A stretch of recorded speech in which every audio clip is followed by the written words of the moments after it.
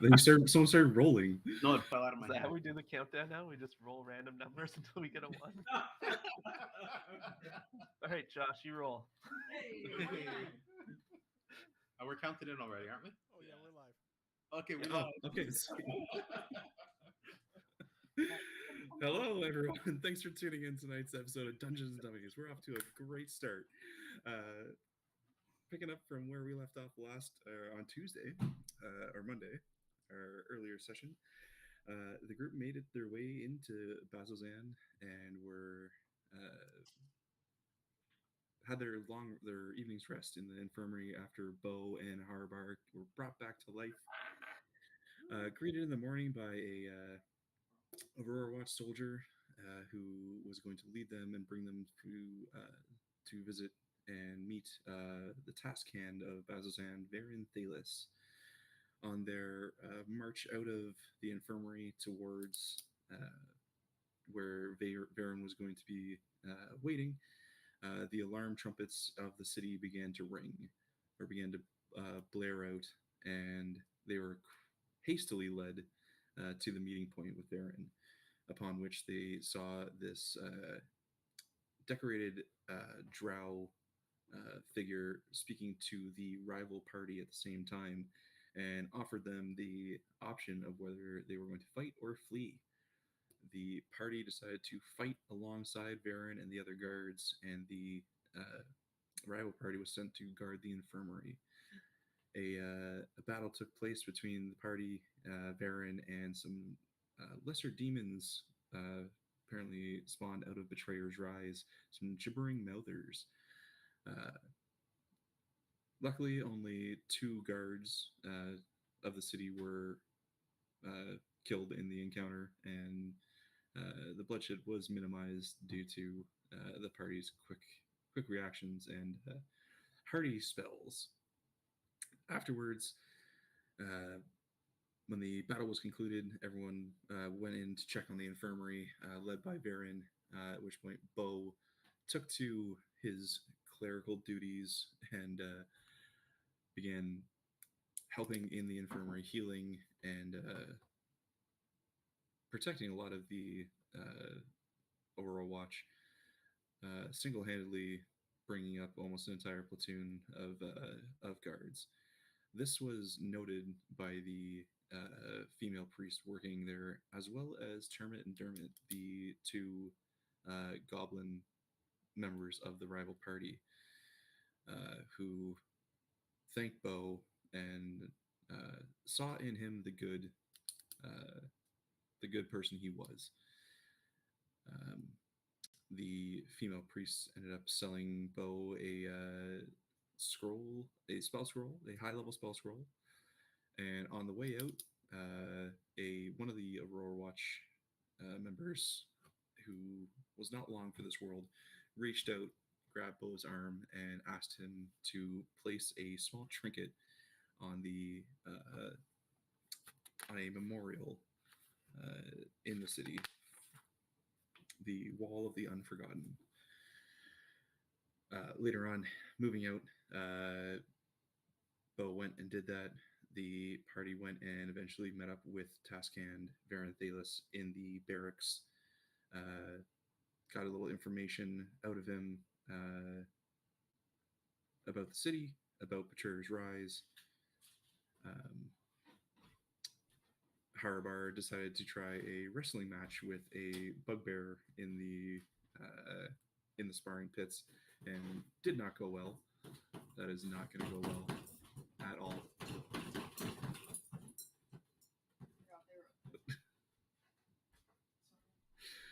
Cut that. Yeah, cut that. Cut that. There's birthday balloons on the ceiling fan, and they started going nuts. And that is where we're picking up today. So you guys have exited the barracks, back into the town square. You guys should be able to see the bit of the map you've explored. And yeah, that's where we're picking up. So you guys are now kind of on the southeastern edge of the town square, and the rest of the day is yours. It is approximately, say, like 11 in the morning at this time?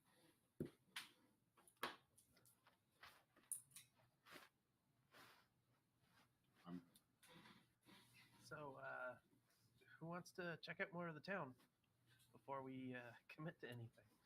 I'm in. Maybe we could find that. What was her name? Aloysia, Alosia. Yeah, the one that was looking for companions to go into the Betrayer's Rise. Maybe she could give us some information on it. Should we also keep an eye on where Ao and them went? We don't want to lose sight of them. We'll just finally caught up to them. Yeah, That's true. They said they might be at the crematorium, I think. Should we 2 groups split up? One to Alosia, one to the crematorium? if we split up, what are you gonna do if you meet up with AO in the group? I think I think we should go find AO, but I think we should stay as a group. You can always find Delosium later. If our plan is to convince this group to give us the amulet, Yeah. or for us to steal the amulet, we need to do that as a group. just to be clear, we do not want to steal the amulet. Yeah, we want to help people. Oh, you do know my name. It's been days. So, does anyone know which direction? Does anyone know where the crematorium is? No. I'll go back to the barracks nest. I'll go back into the barracks nest on the crematorium. Yeah, They run it? Synapse, one of the guards. Where the Well, crematorium is. I didn't actually see what happened. I was, drowning slowly. But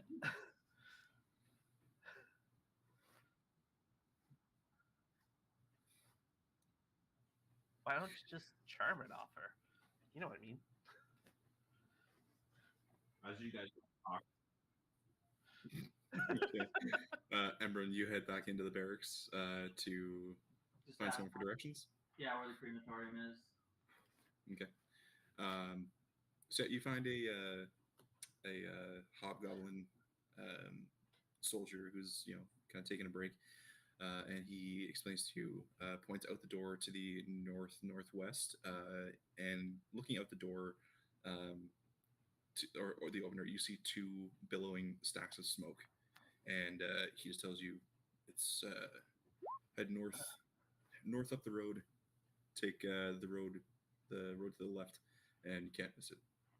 Okay, I'll step outside and talk to the group again. And we need to figure out what we want to do here, guys. What is our plan when we go see this group? We're divided right now. I think- Half, one wants to steal for themselves, and the rest either want to Alexium or take it in for themselves. So we need to be clear. This group is not going to give it to us. If we plan on stealing it I think for the greater good, let's figure out a plan before we even get to find them. I don't think they know that we want to help them, because last time they were trying to kill me in the water, and I may have alluded to not being happy about that. Maybe when we get there, I won't say anything. But if they try to kill us again, I'm not going to be happy. They seem pretty reasonable, willing to forget that we've tried to kill them on several occasions. Yeah, they haven't tried to kill you outside of the game where the rules were anything goes. So I agree with. Maggie seems pretty touchy, but Maggie seems pretty Eros, touchy, I haven't. but, I mean, Ao seemed reasonable. I was talking to her for a while. She tried to kill me. I say we go talk to them. Okay, I will not talk to Ao though until she apologizes. How about- Kindly in the group chat. Okay, let's make our way to the crematorium with the plan being, I'll try and initiate a conversation and we'll gauge it from there. Do you If have- they feel like they want help, Do you have your poster? we'll help. Yes, Jack, I have. Maybe that'll show them that we're like we're a team willing to help them. It's right there. Let's walk and talk to the crematorium. It's right up there behind you. Your backpack. It's in my Okay. backpack. Okay. All right, so you guys head north up the main road, giving the directions to Embrun. As you travel, you see the road leading north, taking like a steep incline, all manner of Wait. you know, Sorry, Dean. As we're walking, I want to like survey the buildings as we go past, trying to lay the land. If we see taverns, businesses, I just want to kind of get a bit of a lay of the land as we go. I don't need to see every building, but if I walk by something that stands out, I just want to make a note of it. Okay. Armories, etc. Sure. Roll a perception check. Oh, I will. 12. 15. Okay. So immediately as you leave the barracks and you begin to walk north, obviously the ready room, the right here, what's up, marking right here, looks different. One very non-militaristic building around. You do see this circular building on the southeastern corner of the town square. Doesn't look anything like the rest of the buildings. Moving north, as you get to the intersection up here, peeking east, you see another one of these, a little bit like kind of circular, almost like an amphitheater, with no front door and what looks to be a pit of some sort. All of these buildings, though, going around are all, stone, metal. They all resemble the barracks you've seen before. Pretty much all the buildings around here are very built for function and durability over, decor and form. Like if it's a military base, basically. Essentially, yes. Okay. So that first round building, the southwest building, sorry, was that like an amphitheater as well, or was that a closed door? Yeah. Okay, another amphitheater. Okay. Yeah. Okay. All right. And I'm sorry, on the northwest wall, the square one, that was the ready room. Is that what you said? Yes, this one right here. Okay. Okay. All right, I'll just do this since you guys already know what this is. B7 is the ready room. Okay. All right. So as you get to the intersection north and start heading west, you're seeing thick, acrid smoke billowing from the chimneys of this stone building.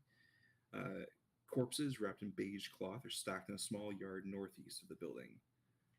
So like just on the side you're kind of approaching from.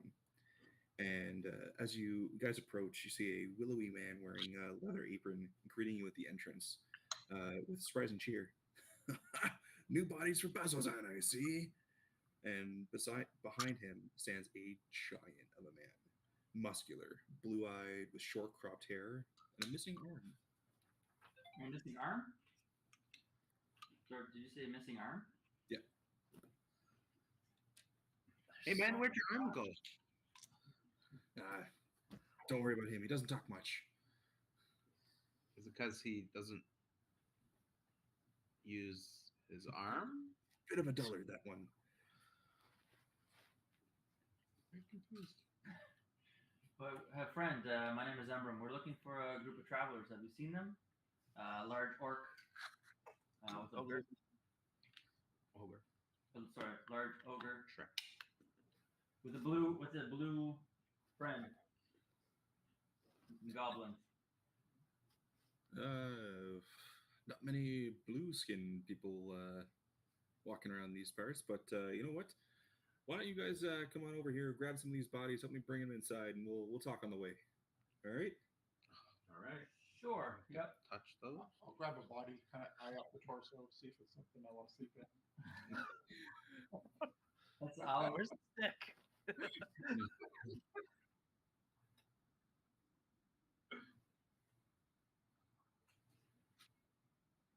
Looks at you. Hi. All right, arrows. Sebastian. Engage more. Okay. So you guys, so yeah, you guys watch as Sebastian he bends down and picks up this massive demon corpse and begins just walking it into the crematorium. The other. Before I touch a body, I want to ask this guy: are these safe? There's nothing. We've had a lot of problems with things jumping out of bodies for us. Are these I look up. dead? Like nothing's coming out of these? No, these are fine. They've been processed. They've been looked at. They just need to get burned. It's all right. So if we find bodies just out and about, how do we know that they're safe? I mean, you got to look at it. What should we look for? Unsafe things. Okay, so let's see that one coming. Let's leave the talking to the other guys. I think so. I think you're right. I think we're not getting anywhere with that. I think you're right. I'm gonna grab a body that's obviously way too large for me to pull. Okay. All right. These bodies are all like demons, or are they like a mix of humanoids and demon-like? Mostly demon. Okay. Yeah. All right. So you guys help out, grab a few of the bodies, and as you get inside, you see two. It's kind of like a one hallway leading to two rooms. On each room is like a big oven, essentially. Each oven holds about 4 or so medium sized creatures, or maybe like one large one. And you see the other one of the brothers kind of point you. Oh, I just put it in this one. The other one's full right now. And Sebastian walks in. All right, and just chucks the body inside and steps out of the way for the rest of you. Sebastian, do I know you from somewhere? I don't think so. Brothers split at the brain.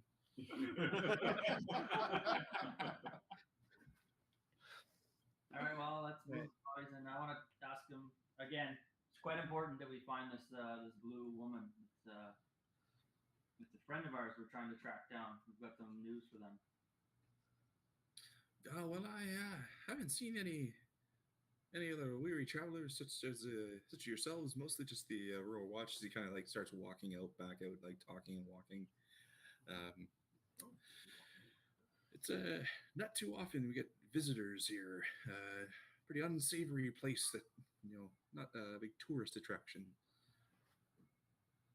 Yeah, that's what we've gathered. We were here for not long, and already we're into battle. Where we're Sebastian tracking, grabs another body. aside from the ready room, where would a group of travelers likely spend their time in this town? They were just passing through. Oh, depends on what you're looking for. Ready room's the only one that's got ale and place to sleep. There's a bit of a crumbling old temple on the western side that there's there's one of you folks in there, and he points to you, Bo, who kind of tends to it. But really, that's all there is around here, unless you're looking for a fight. No. Just friendly travelers passing through. Is there anywhere you might be able to sell some valuable goods? It depends on what you think is valuable. I mean, if you're trying to sell to me, I'd say nice hard work and some strong arms lifting these bodies is valuable. No. As he kind of like winks to the rest of you. I'm gonna start lifting the bodies. Yeah. There's no. I don't know, what would a jeweler be called? Like, Pawn shop. No. What would a jeweler be called in this? Jeweler. Is there a jeweler in town that may look to buy or sell goods? Well, don't know about jewels per se, but I mean, if you go and talk to Prima at the ready room, she may have interest in whatever you have to sell. Prima. Okay, thank you. And is there an armory we're looking to help looking to get some supplies for the road? Well, if you're looking for weapons and armor, you'd have to go talk to Varen about that. He controls all the military equipment here. Other just random adventuring gear, you go and talk to Prima. Oh, the sacrifice engines. What? Sacrifice it. Come again? Yeah.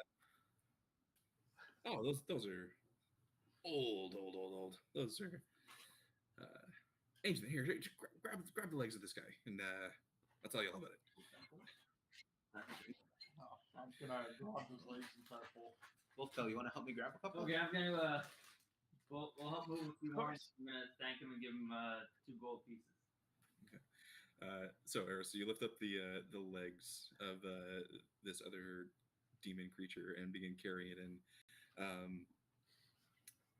The gentleman kind of explains. Well, these are some very prominent features here of Bazazan, and these were once created during the calamity. In bygone days, servants of the betrayer gods would throw mortals into these pits to appease their evil lords. It's a big hole full of spinny blades that can't really be stopped. Ooh. What the Overwatch tried to do is they built the bit of the walls around them to herd the demons in if they can. That way, instead of fighting one-on-one, they can just shove a bunch in and they all just kind of like a little more efficient. Sounds like a good military strategy. Well, it certainly worked in the past. I don't know, then you go clean yourself up and leave.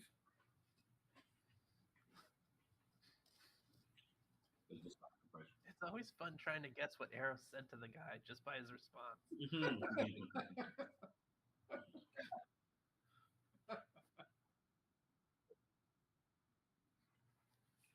In centuries and whole millennia ago.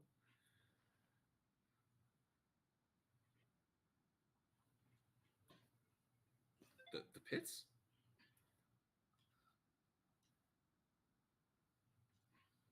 The betrayer gods, their followers sacrificed the mortals to appease the gods.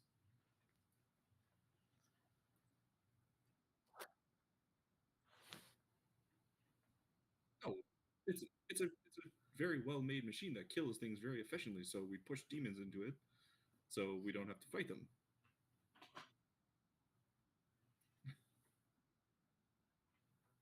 Well, we heard half the story.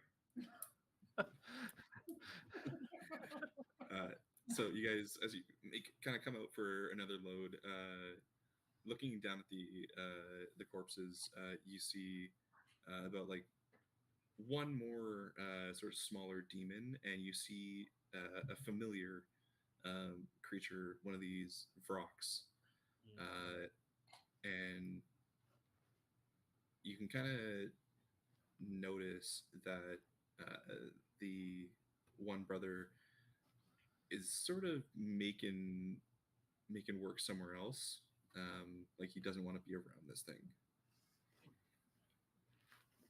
I noticed you got a dead rock there. We encountered those. Oh yeah, I mean just we'll toss it in the fire and. I know you said they were fine, but I'm a little leery of approaching those. I'm gonna go grab it and try to lift it myself. Yeah, as soon as Jack starts going for it, I'm going to try and help him. Okay. Yeah, I mean you lift it up. It's heavy. It's a big bird, but you see the one brother's like, all right, you guys carry that in. I'm gonna go stoke the fires just to make sure everything is all right with there. And he kind of like shuffles help us. outside. Come here. It's home. If I was stronger, I'd say chase him with it. But I won't make the journey. Down the street a little ways, all you hear is, wait, stop! And you hear this voice shouting from down the street, and as you guys look down the street to where you hear this, you see a tiefling, a orange skinned tiefling, jogging into view. A variety of archaeological tools like all over him. He's got a satchel with like shovels, picks, and all kinds of stuff in it, as well as just holding an armful of notebooks. And he just runs up. You can't burn that yet. I need to study it. What? Well, should we put it down? As he reaches into his satchel and he pulls out a badge and he shows you this badge. that is a scroll of sorts with a singular eye in the middle. What are you looking Where's to your study? office? Sorry, a bunch of people were talking. I asked where his office was. My office is back in Oncorel, but I need to study this. Please bring it back outside.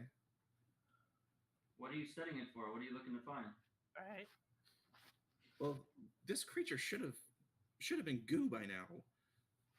So, Vrox, this came from Betrayer's Rise, and Vrox tend to eat shiny things. So, I mean, it must have something inside that's keeping it together. Does everything that comes from Like Betrayer's drop Rise, it and back away. does everything that comes from Betrayer's Rise turn to goo when it dies? Well, most demons from the Abyss, they can't. Their bodies aren't supposed to be here. So when they die, But some of these lesser demons, like the ones who still piled up over there, they stay. Do you need help opening it?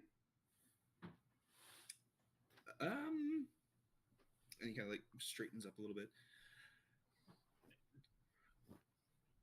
I'm gonna take. I can do this. Right in half. While he's talking. Okay. Okay. So you go and you just cut it in half. Is that open Make enough? make a survival check. Oh, here we go. Here we go. How many shades? Oh no, that's not good. That's an 8. Does that work? Okay. So I would say you, Wolftail, Sorry, we'll stop. you guys are still close to the corpse. Yeah. Because you were helping carry it. Away, but Okay. All right. Jax, I need a Constitution saving throw. Has to be better, right? Why won't we learn? Constitution saving throw 13. 13.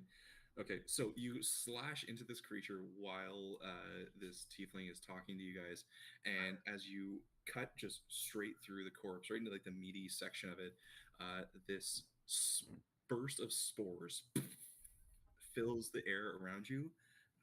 You take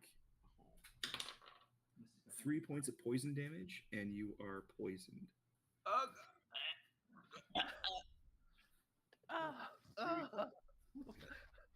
Well, that didn't go to plan. I thought you wanted it open. I thought you wanted it open. But I mean, I was gonna try and cut it maybe a little gently so we don't break whatever might be inside. What are these spores? What are these spores? I'm gonna do it. I don't know. It's some sort of poison, I'm assuming.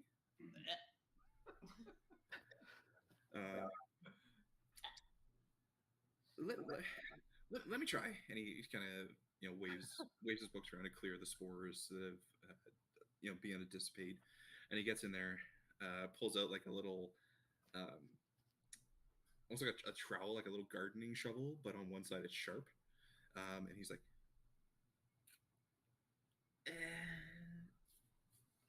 kind of, it's okay. So it's, and he starts like measuring things off. So if I go from here, no, it's from. Do any of you know how to butcher animals? I'm gonna take the katana out again. Uh, Go up as I'm doing it, and then make another Constitution saving throw. no, I didn't cut it. Yeah. I'll just do it. Constitution. Yeah. Okay. Memory loss. Oh, that's better. That's 14. Okay. You are no longer poisoned. Oh, thank God. As you shake the effect. Vomited. Do you want me to cut this again? I mean, Well, do you know how? I know how. Bo worked on a farm. He might know. I never get to do the fun stuff. I've cut a few cows and badoogles before, but I never cut through one of these. Badoogle. Badoogle. Okay. Okay. Well, please come here. And he like kind of ushers you off to the side and explains to you like a bit of the physiology of the Vrox and like where the stomach should be. And it kind of like gives you a little landmark, like some in this area. You can just make a nice little slit, and then we'll find the stomach and see what's inside. Okay, let me give this a try. Should we have known what that eye symbol was? Like Uh, badge? Make an intelligence check or history. Can I do one too? Just go in the fridge and ask them. Nat 20, let's go. You know exactly what this symbol is, and it is the symbol for the allegiance of the All-Sight. It is a scholarly group from Marquette who travel the world in search of information and such. Allegiance of what? Sorry, again? I'll see. I'll see. So, Bo, as this little tiefling and you kind of kneel down beside the rock and begin cutting into it, with relative ease, kind of between the two of you, you cut in, open it up, pull out the stomach, and make a little cut to pour out the contents of it. Inside, you find a three like huge gaudy rings, gold with gemstones all over it. It looks expensive, but also kind of cheap. You see a pair of goggles in the shape of almost like an eagle, like a beak with eagle eyes and the feathers coming up. And you see a cube-shaped puzzle box made of onyx, roughly 3 inches by 3 inches on each side. And as it spills out, you see this tiefling just reach out and grab the puzzle box and holds it to himself. Oh, we all see that? I assume we were watching. Yeah, I would assume you guys all kind of saw him, depending on where you were standing. You saw him reach in and grab something. And also, what you guys notice is that as soon as this tiefling grabs whatever he was grabbing and pulls it back, the body of the rock begins to melt and turn into this black ichor. Yeah, there's the ichor. Can I take a little look at that? Oh, the goggles, of course. Yeah, here you go. No, I mean the onyx box. What do you want with that? I simply want to take a closer look and see what it might be. It seems that the creature has lost its form as soon as you're taking it out of its corpse.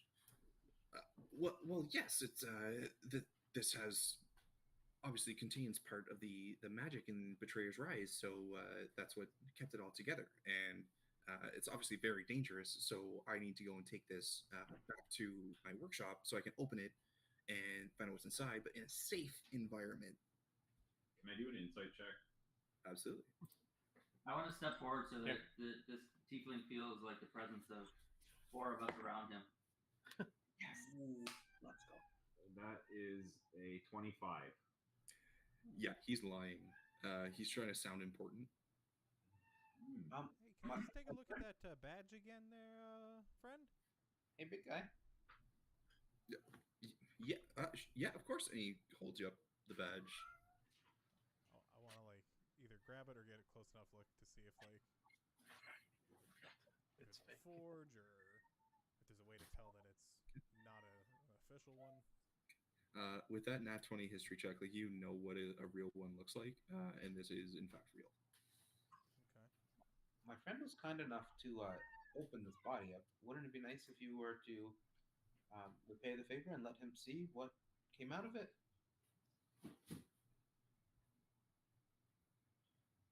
Maybe we could go back to your workshop. Well, I mean, you all look like it. You have important things to do here. Not me. All the way back to Ankarel. It's a whole thing. How far is his workshop? Sorry, do we know where Sorry, is Krell another town? Yeah, it's pretty far away. How about we go inside Make a intelligence check. me? Yeah. Do it live. Oh, so I can't. I'm not like that. 11. Yeah, so you know of Ankarel, even though you've never been there. It is on the continent of Marquette, I believe southern continent in Exandria. So I asked him for the goggles, and then I asked him. We're pretty curious in this thing, right? So why don't we go inside the crematorium where it's we're out of the main area and we can have a look at this thing. So first, ask him for the goggles. Can I see the goggles, please? Please, yeah, the goggles, the rings, take those. Those are trinkets. Does he reach out like holding it with one hand and reach out the stuff with the other? Now he only has it in one hand. He's like already put it into like his bag and is like kind of clutching the bag under his arm. I don't remember. So Maybe they've seen them before. So I'm going to persuade him to go. I'm going to use a tone that lets him know that we're not fucking around anymore and we want to go inside the crematorium. Yeah. So let's go inside the crematorium. We want to have a look at this and kind of step towards him. Well, I'm telling you, it is not safe to open here. I want to pounce. Hang on, real quick. Are we all shady on this guy? I know Bo rolled the insight and knows. But I'm gonna turn around to the group and just give like glances at each one of your eyes. Because everything he said has been on like Marquette. He has an official badge, so like I so far trust him unless you're. Well, it was just for me. It was weird that Bo did it for him, asked him to do it, and was asked to look, and the guy's like, "No, you can't look."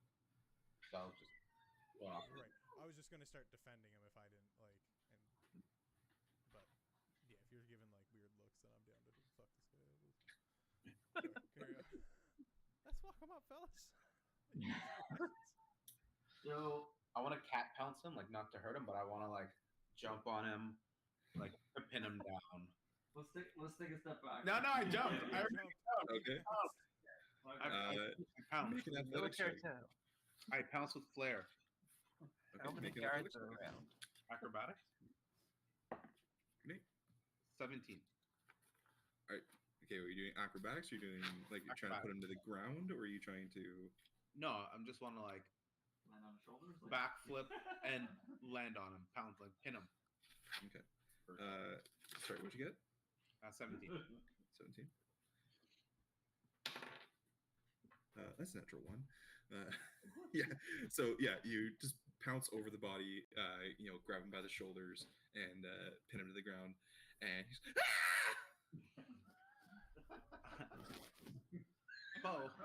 Bo, Jack, take a look at it. no.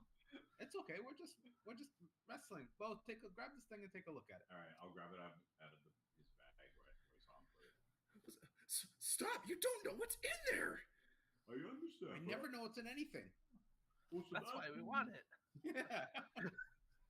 Sebastian. What's the other crematorium worker's name? You don't know. You never asked. Oh. That's why we couldn't remember it. All right. Well, I'm following Embren back into the crematorium. As soon as they walk in, I'll get up and let them up. Yes, and But kind of bring him brush in. his shoulders I'll tell off. you, like, I want this guy to come in with us, but let's go into the crematorium. We'll give it back to you once we know what it is, maybe. I think we need to weigh our pros and cons here. If this guy's telling the truth, and we just unleashed like. No, we just pounced on him, took his thing, and we'll say we'll give it back. Okay. Well, let's ask the crematorium guy though if he's ever seen one of these. I'm about to cut it in half, so let's ask quickly. Well, Bo's got the booger head. Yeah. Okay. It's a puzzle box. And we open it. So Bo, you go in and just ask the crematorium staff if they've seen anything like this before. Yeah. It's a puzzle. This box. I've seen jewelry boxes. Boxes to keep your equipment in. None this fancy, but yeah, it looks like a box. Okay. I turn to the tiefling. What was your name again? My name is Prolix. Prolix Yusuf. Prolix.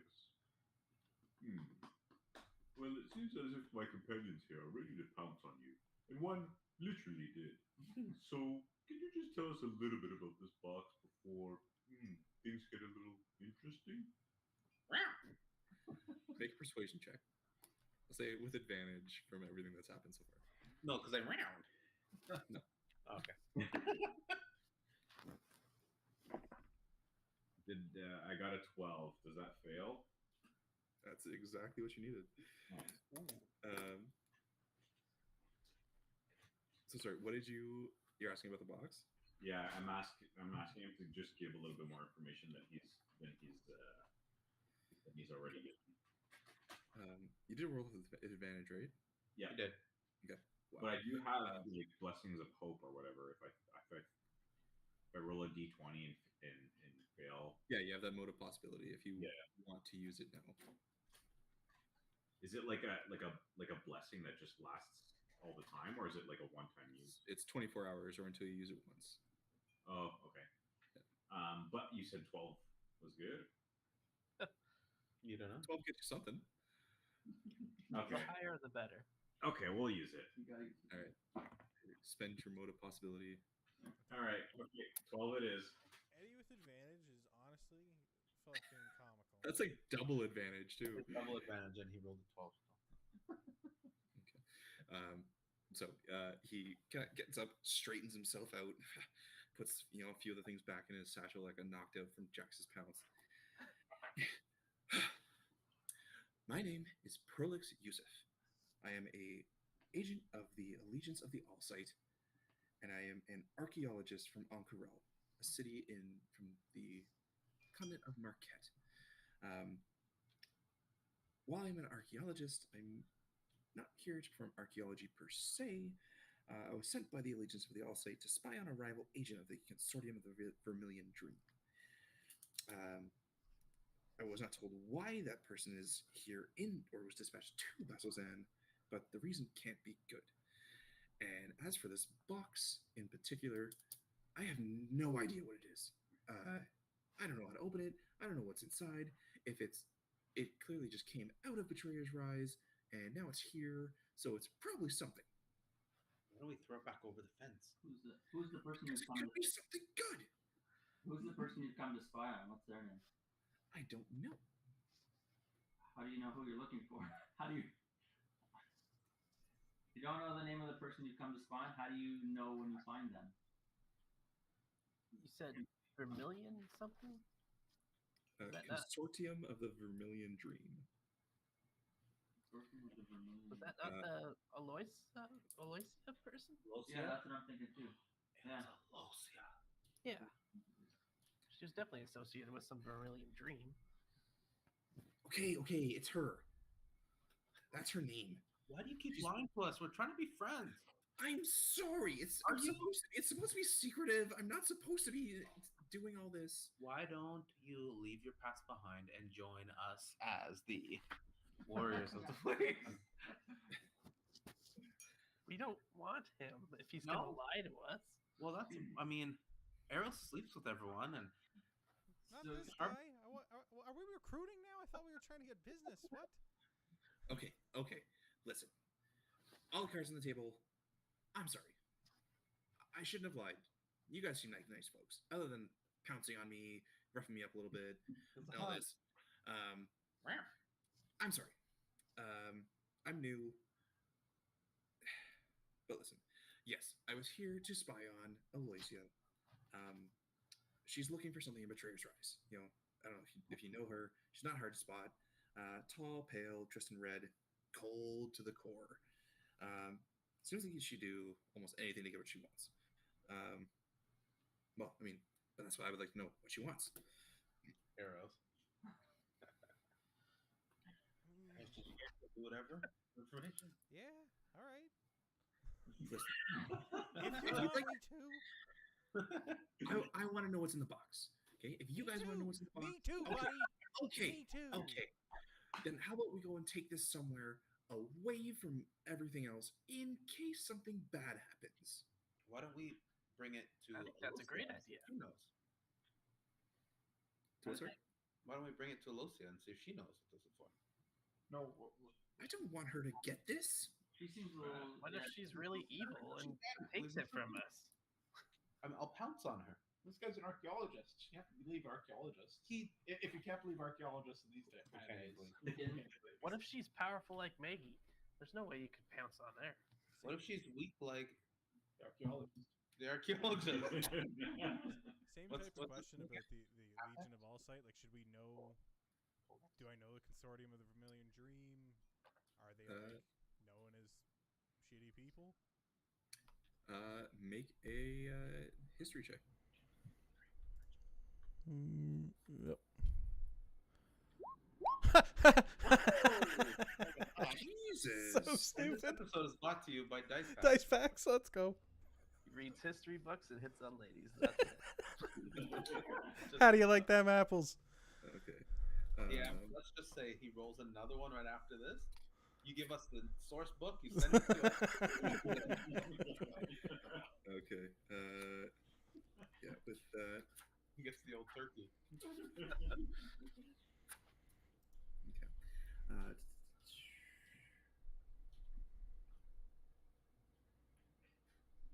Just gonna little pause here while I. You know what? Honestly, side note while this is happening, I love these large dice. I don't know about you guys. Hashtag ad. Keep going. They're called You can find them at Dummees. you can find them on discount code DMdummies.com/. / merch. extra large dice. No. We're giving out 5% discount codes when you purchase one. No, we're not. You Feel can free find to them. follow us on YouTube and Instagram. And hit a like at the bottom and leave a comment. Leave a comment, tag a friend. Guaranteed And- free dice. Guaranteed. You heard it here first. It also comes with the Ray-Bans, 99% off. There are a lot of promises. Cut all of this. It's live. None of this is liable. Guys, we need a website now. What are we gonna do? So you know that the Consortium of the Vermilion Dream is a secret occult society obsessed with the magic of the Moon of Ill Omen, Ruidus. With the natural 20, I will give you their motto is seek the stories others fear to know. And again, based out of Marquette. He said, sorry, Moon of the Illuminati Rudius, and it's like an occult? Yes. Cult. Okay. All right. We lost our shawarma sponsor, guys. No big deal. Fuck. Dave, order. I'm gonna pause. It's 9:45. Why are you ordering shawarma? Let me guess. You think you're better than us? I'm starving. Before we leave the crematorium, I'd like to ask the guy who owns it where all the burnt ashes go, like all the residual bits from the bodies.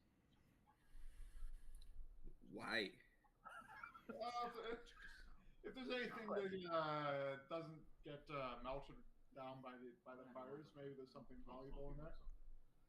Well, no, the bodies are searched before they go in here for valuables. See, I mean, unless you're looking for like gold teeth. you guys regularly collect old teeth? And you just kind of see him turn off. Sebastian, look for gold teeth. What does Sebastian say? Okay. Okay. Yeah. So Prolix kind of looks over to you, Bo. So can we? Do you want to try and open this?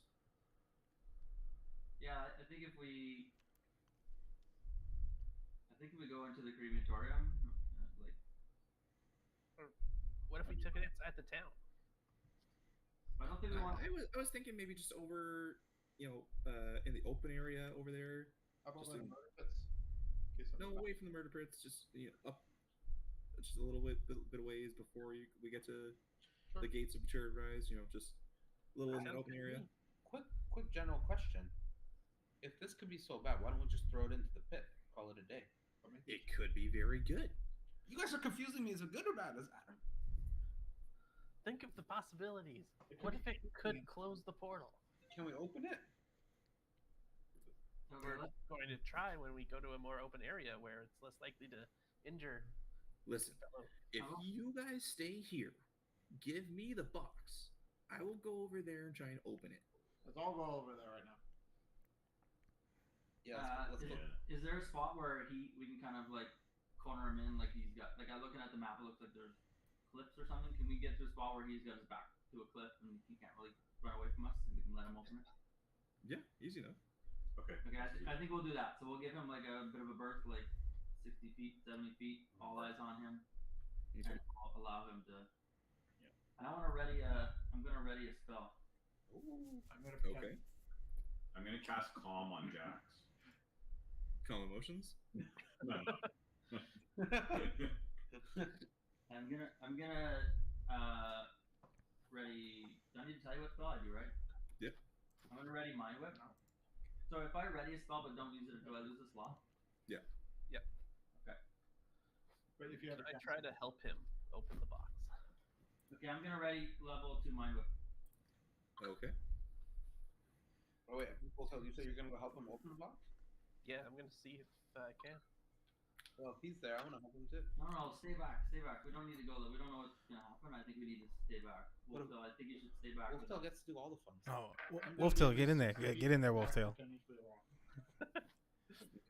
Eros doesn't like me because I always pretend he says stuff. Wolftail, get in there. So, you guys make your way over to the cliff face of the mountains, and kind of box Prolix in. Wolftail, you go up with Prolix and look at this box. Are you? Actually, never mind. So if you are helping him, I will let you guys decide. Either you both roll, or one of you can roll with advantage. We'll both roll.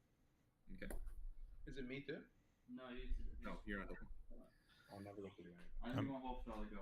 He I'm probably 60 has, feet back. Plus, like a proficiency in whatever. What are we rolling? Intelligence check. Oh, okay. Straight intelligence? Okay. Straight intelligence check. Yeah. There we go. Okay.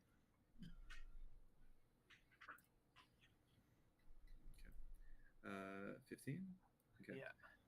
So he rolled a 15 plus 3 for an 18. So you guys spend a good minute or two looking this thing over, trying to figure out how it might open. Thinking like, are there keyholes? There are like maybe some glyphs there that require a certain word. And unfortunately, through all your efforts, it does not open. Well, that's got me stumped. Throw it in the pit.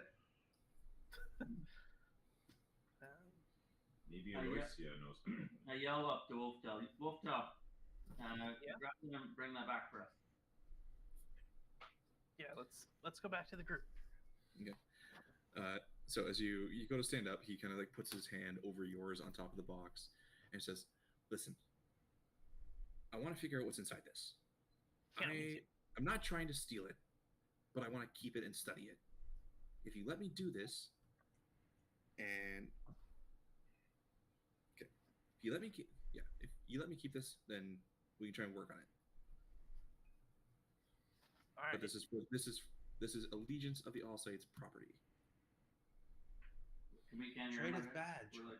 I imagine we can hear him back where we are, or is he? It depends on how far you guys are staying back. I was like 60 feet back. So. I was almost up trying to help, and then Dad told me. I'd say as long as you're I would say about 50 feet or so. If you're there, then you can hear. Yeah. I don't think I would have heard him. I was back about 60 feet. So. Why don't you give us something of yours, and then when you come back with it, and we can give you something back, like your cool little eye badge. No, I need that. It's official. It's an official badge. If you want it, then go join the alliance. No, but Maybe it's wrong. if you're really not trying to steal it, then you give us something, and then when you come back with the Onyx box, after finish studying it, we can give you back whatever was yours. Well, no, because if I need it, then I can take it home and I can study it. If we can't figure out here, then I'll study it. Well, how far are you going to go away? How are we going to get you to come back? listen, it's an archaeological find. It's something that was found from there. I need to take it, and if me and you guys can't figure out how to open it here, then I'm gonna whenever my business with Aloysia is done, then I'm gonna take it back to Marquette and I'll study it there. So, you said I archaeological don't like this find? plan. Could we help them spy on Aloysia? Aloysia? Aloysia? And I'm gonna move into the conversation. Yeah. So- Okay, listen. I'll make you a deal. Okay. If you help me with Aloysia, you figure out what she's up to, and stop her, and let me keep the box, I will give you 200 gold and whatever's inside the box. Each. Well, he can't give us what's inside the box each. Gold. good. Well said. Thinking But we now. would get it. You're right. It's a good point. As long as I can study it and see what's inside, you can have it. So you said archaeological find, yes?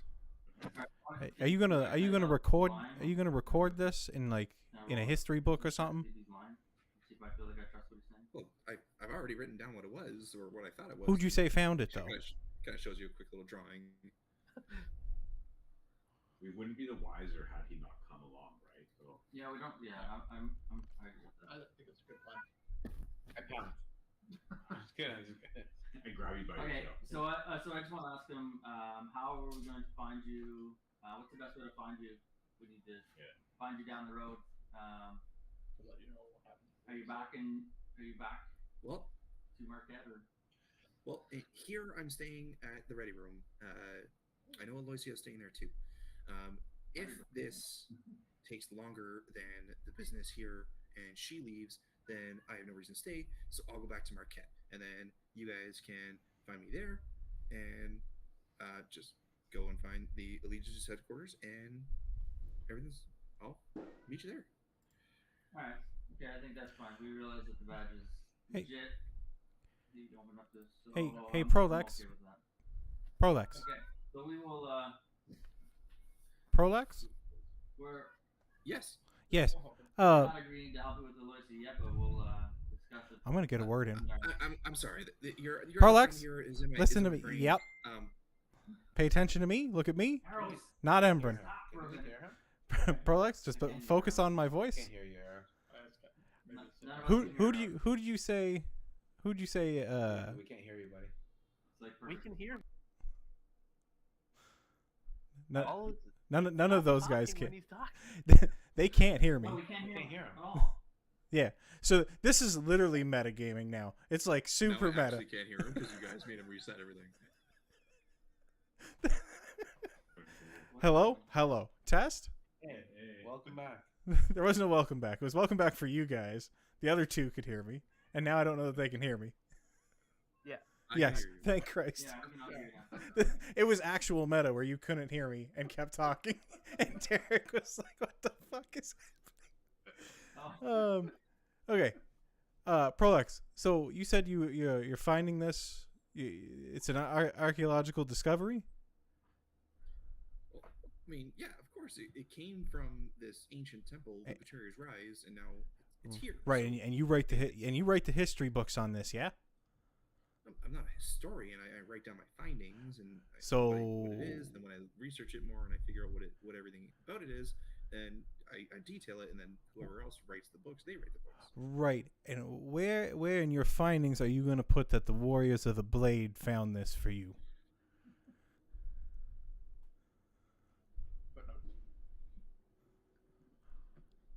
That's all. You better put our names in the history books.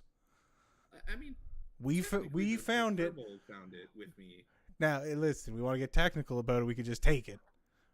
But we spliced it open. You grabbed it pretty quick, though. Just a little footnote, little asterisk for us. Get our names in there. Warriors of the Blade. I'll do my best. That's enough for me. All right. Let's, yes. And yes. you know what? You know what? Whatever you're talking To show that I am on your side, why don't you let me help you out? Can I have those goggles? Yeah, I'll give him the goggles and yeah. Okay. So he grabs the goggles from you and casts Identify on them. And he tells you that these are eagle eye goggles, or sorry, eyes of the eagle. I'll send it to you here. Oh, corpse typing again, nothing. Doesn't go inside one. So requires attunement. While you wear them, you gain advantage on perception checks that rely on sight. In conditions with clear visibility, you can make out details of even extremely distant creatures and objects as small as 2 feet across.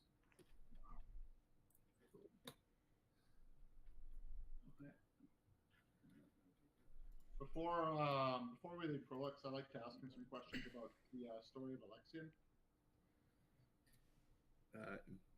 Alexian. Okay. Have you heard the stories of Alexian?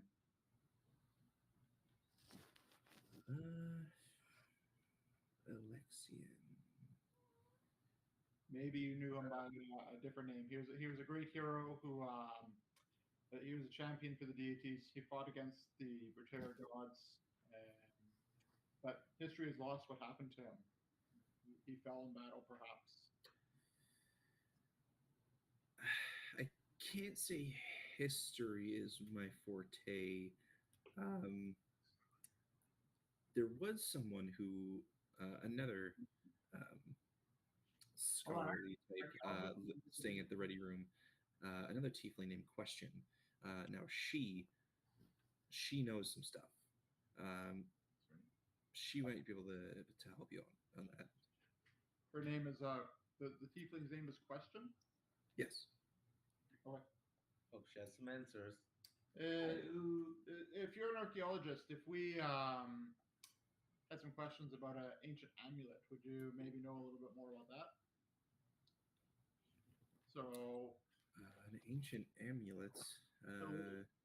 We were in a deep cave under the water and broke into the secret chamber. And then on a pedestal, there was this amulet.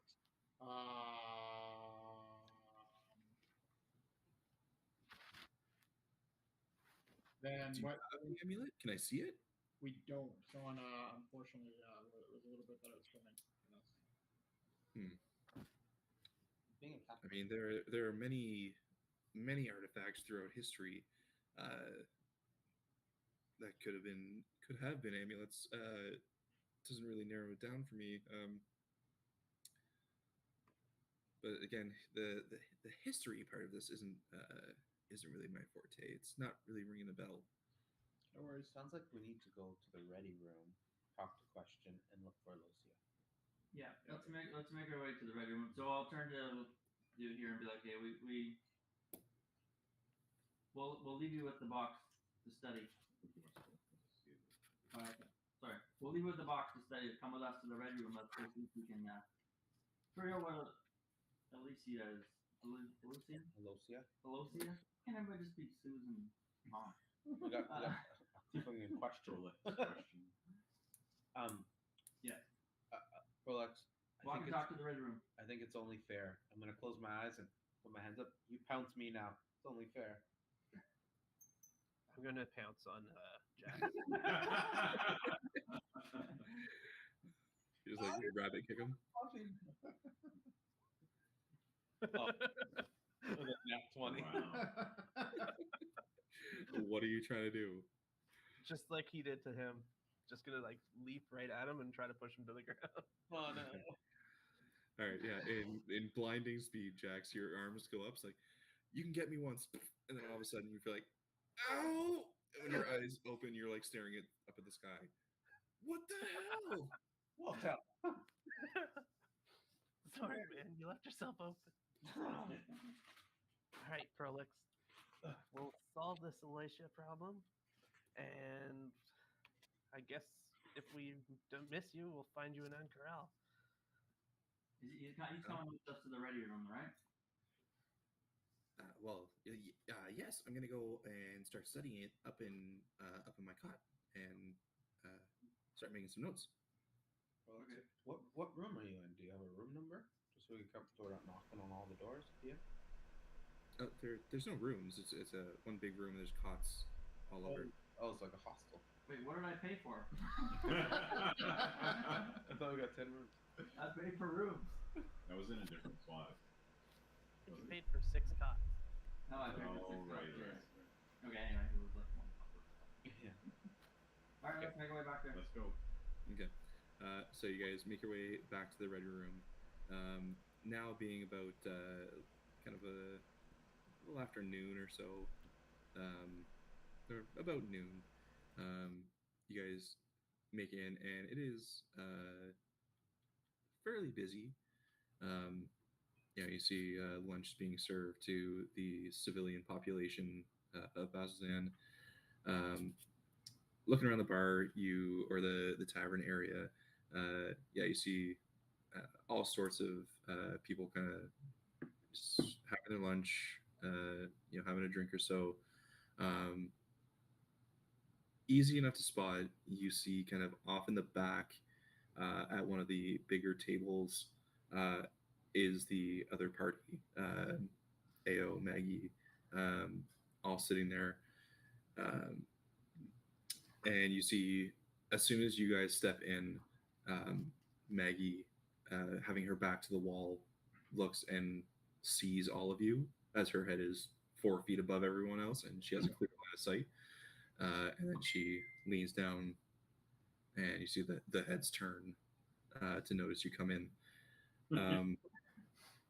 You also notice when you get in, almost without even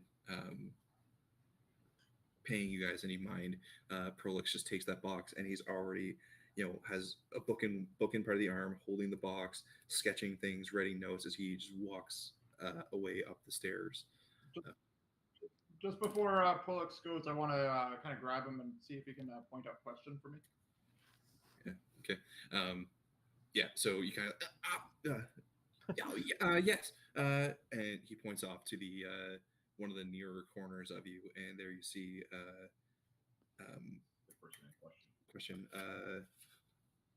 That's what I'm saying. Another kind of Meta question. orangey red tiefling sitting in the corner, kind of by herself. Yeah. Okay, let's divide and conquer here. Okay, I'm gonna go up. I'm on it, Embrun. I'm on it. Thanks, buddy. I'm gonna go with arrows back to the room.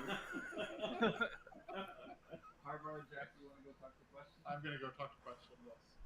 Jack, what do you want to do? I don't want to look at AO. Still Okay, offended. why don't you stay in? Hey, Embrun, fuck off. I want to go say hi to Dermot.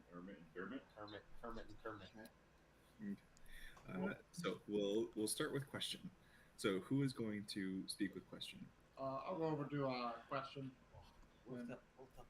As I approach your table, I'll introduce myself. So, hi, I'm Harbor. I was talking to. Is it just you? I don't know. Is Jax coming? Jax is Yeah, coming I'm too. here too. Hey, I'm Harbor. This is Jax. We were talking to your colleague Prolix. He mentioned you might be able to answer some questions about Alexian. Can I have a seat and buy you some food? So as you step up and you speak in scenes, she almost doesn't even notice at first, until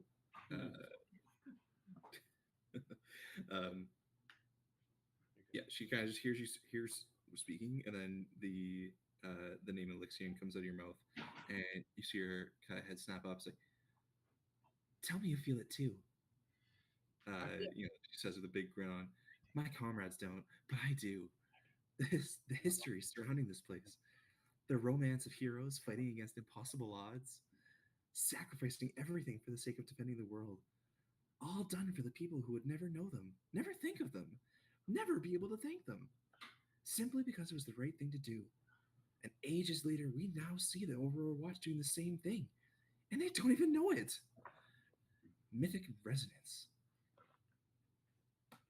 It is truly a place to be right now, right underneath the eye of the Fair's Rise. It's amazing. I've drawn so many sketches of it, and this just amazing things that's going on. Would you like to see? I would love to see. Can you explain to me what you're showing me as well? Yes, come sit down. I'll have a seat and I'll also signal for some food to come over. And she scooches like right next to you and pulls out her notebook. Um, so look, and she explains to you as she's drawing these. So these drawings are all based on some research I've conducted in the archives of the Cobalt Soul. I've over the last 5 years or so I was there. So here, look at this, and she opens the book, and there you see a sketch of an island bathed in moonlight of Catha and Ruidus. You see a very well drawn island with the glowing white of the moonlight with a hint of red. The island is covered in trees, marble pillars, and crystal shards that resemble what you recognize as the chamber from the grotto. That's that one that only you and Embrun saw. When I see that drawing with that I recognize, I'm like, oh, I've been there. You have? Yeah. Where was it? It was underwater. It was back in a town called Jigao. Fascinating. And she pulls out the thing and knows Jigao.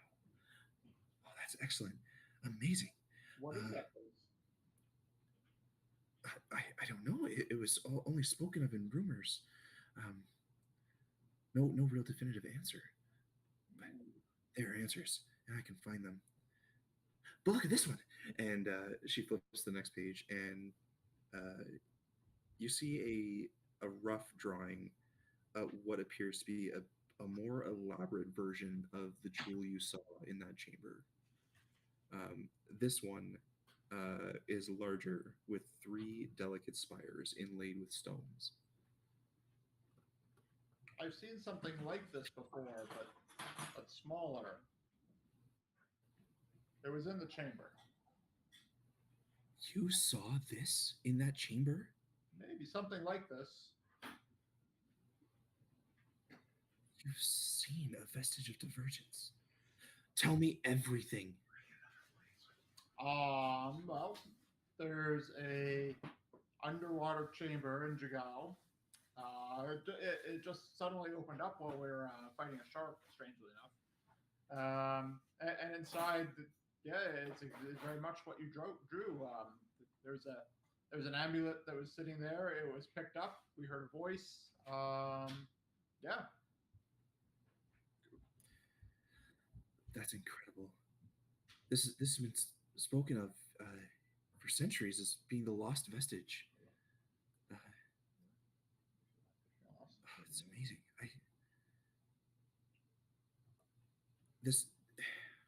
What is the lost vestige? What is the lost vestige? That's just it. It was lost. It was a weapon forged by or empowered by the gods during the calamity. It used to be just ordinary amulet until it was filled with this divine power. Do you know what the legends say it could do? Would it be something we want to keep from falling into the wrong hands? Well, I mean, any vestige of divergence is an extremely powerful artifact and should never fall into the wrong hands. Please, if you find out any more information about this, find me and let me know. What would you do if we told you? I would draw it. I would note everything you say. I would change the history books. If you found the lost vestige, that's incredible. That's life-changing. Interesting. I think I know who has it, but I don't think they would want to give it up, as you could probably imagine. Well, I mean, if they do, I would love to see it. Okay. Now look at this, and she flips to the next page, and here you see a charcoal rubbing of a symbol that depicts a long-haired woman peering into the distance. Give me a religion check. Hey, who took my table? What do you need? I tablet. Behind you.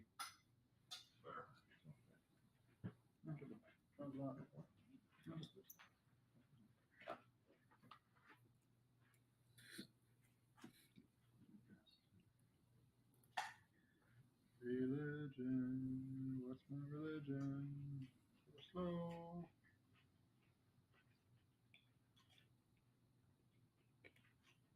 Religion is plus one. That's 13. Okay. So you recognize this symbol, this figure, to be the holy symbol of Vondra, the Changebringer. Okay. Yeah, and question explains that this rubbing was taken from inside of Betrayer's Rise, on a wall carving.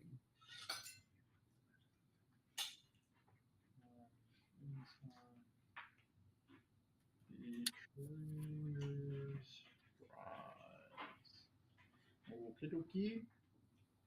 Blah, blah, blah, blah, blah, blah, blah, blah. Well, what does Vokna do? What's the story of Vokna? How do they tie in with Alexian? Vakna? Hmm. Do you mean Vecna? Yes. Well, I mean, Vecna is a incredibly powerful lich turned god who was just banished by the legendary heroes Vox Machina. Who? Vox Machina? Who's that?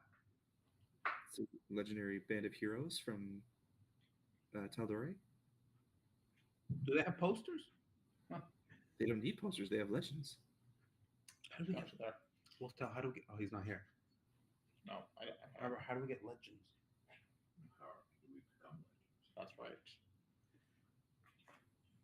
And do you have any other any drawings that you're interested in talking about?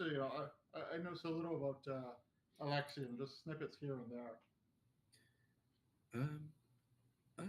No more drawings, but I do have this. And flips over one more. And what languages do you read? I can read Undercommon.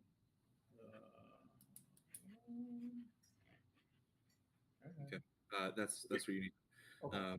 So you see, it's another kind of it's a copy of a folk ballad that unfortunately she does not speak.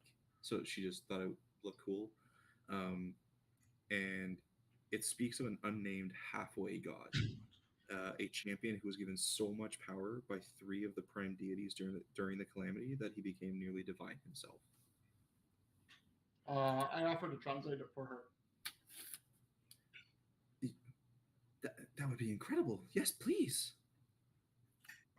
Yeah, I guess I could just kind of read it and write it in the margins what it means. Okay. Yeah. So I mean, you do that. You dictate to her. She writes it in Infernal. The language she speaks, and this kind of sounds like what you were seeking. It does indeed. Maybe they're connected. Amazing. Wow.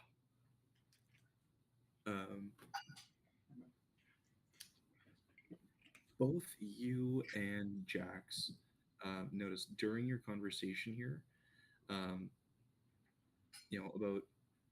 2 tables behind you guys along the wall, you kind of notice Jax more so as you're less invested in the conversation, as opposed to Harbar. You notice a scarlet robed female, very interested in the conversation you're having. Would you like to join the conversation, ma'am? Call her by name. Ma'am? It's kind of rude to eavesdrop. Eavesdrop? Eavesdrop. Why don't you just join the conversation? Yeah, she's like farther away. It's not that. I'm yelling across the room. Off, like, legit loud yelling. Yeah. Everyone turns to you, and everyone kind of gives you like a, Wait a what are you second. doing? Oh, sorry, everyone.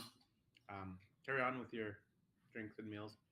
I guess kind of got a question. Like maybe we should be a little bit more careful about what we're saying around here. It seems to be drawing a bit of attention. It's a dangerous place. What's wrong with sharing knowledge, though? Knowledge is it's meant to be shared. Knowledge is power, and people love power. Exactly.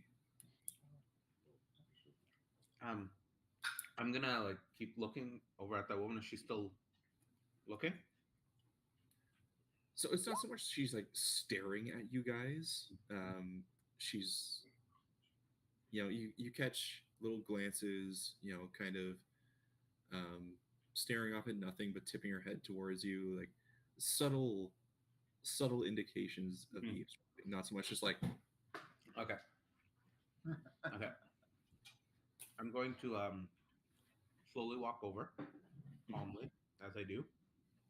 okay. All right. So Jax, you get up and leave. Harbar, is there more you wish to discuss with? I'd like to ask her. Several nights ago, we were out in the fields, out in the wilderness, and Ruidus, it was glowing. It was pulsing, almost red, almost blood red. But no one else could see it. And then in the morning when we awoke, felt like we were all hungover. Does this sound like anything that has been mentioned before in the history books?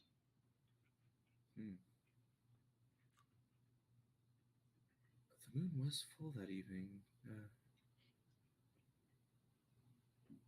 Well, I can't speak towards pulsing moons per se, but there is a belief that those born under the full moon of Ruidus are cursed at birth. Uh, so it could possibly be, if you knew of that, maybe your eyes were playing tricks on you as the moon was full. Um, it could, I mean, who knows? The gods are very mysterious. Maybe they did it on purpose. Maybe there was something about it that you were chosen for. Do you like the sound of being chosen for something?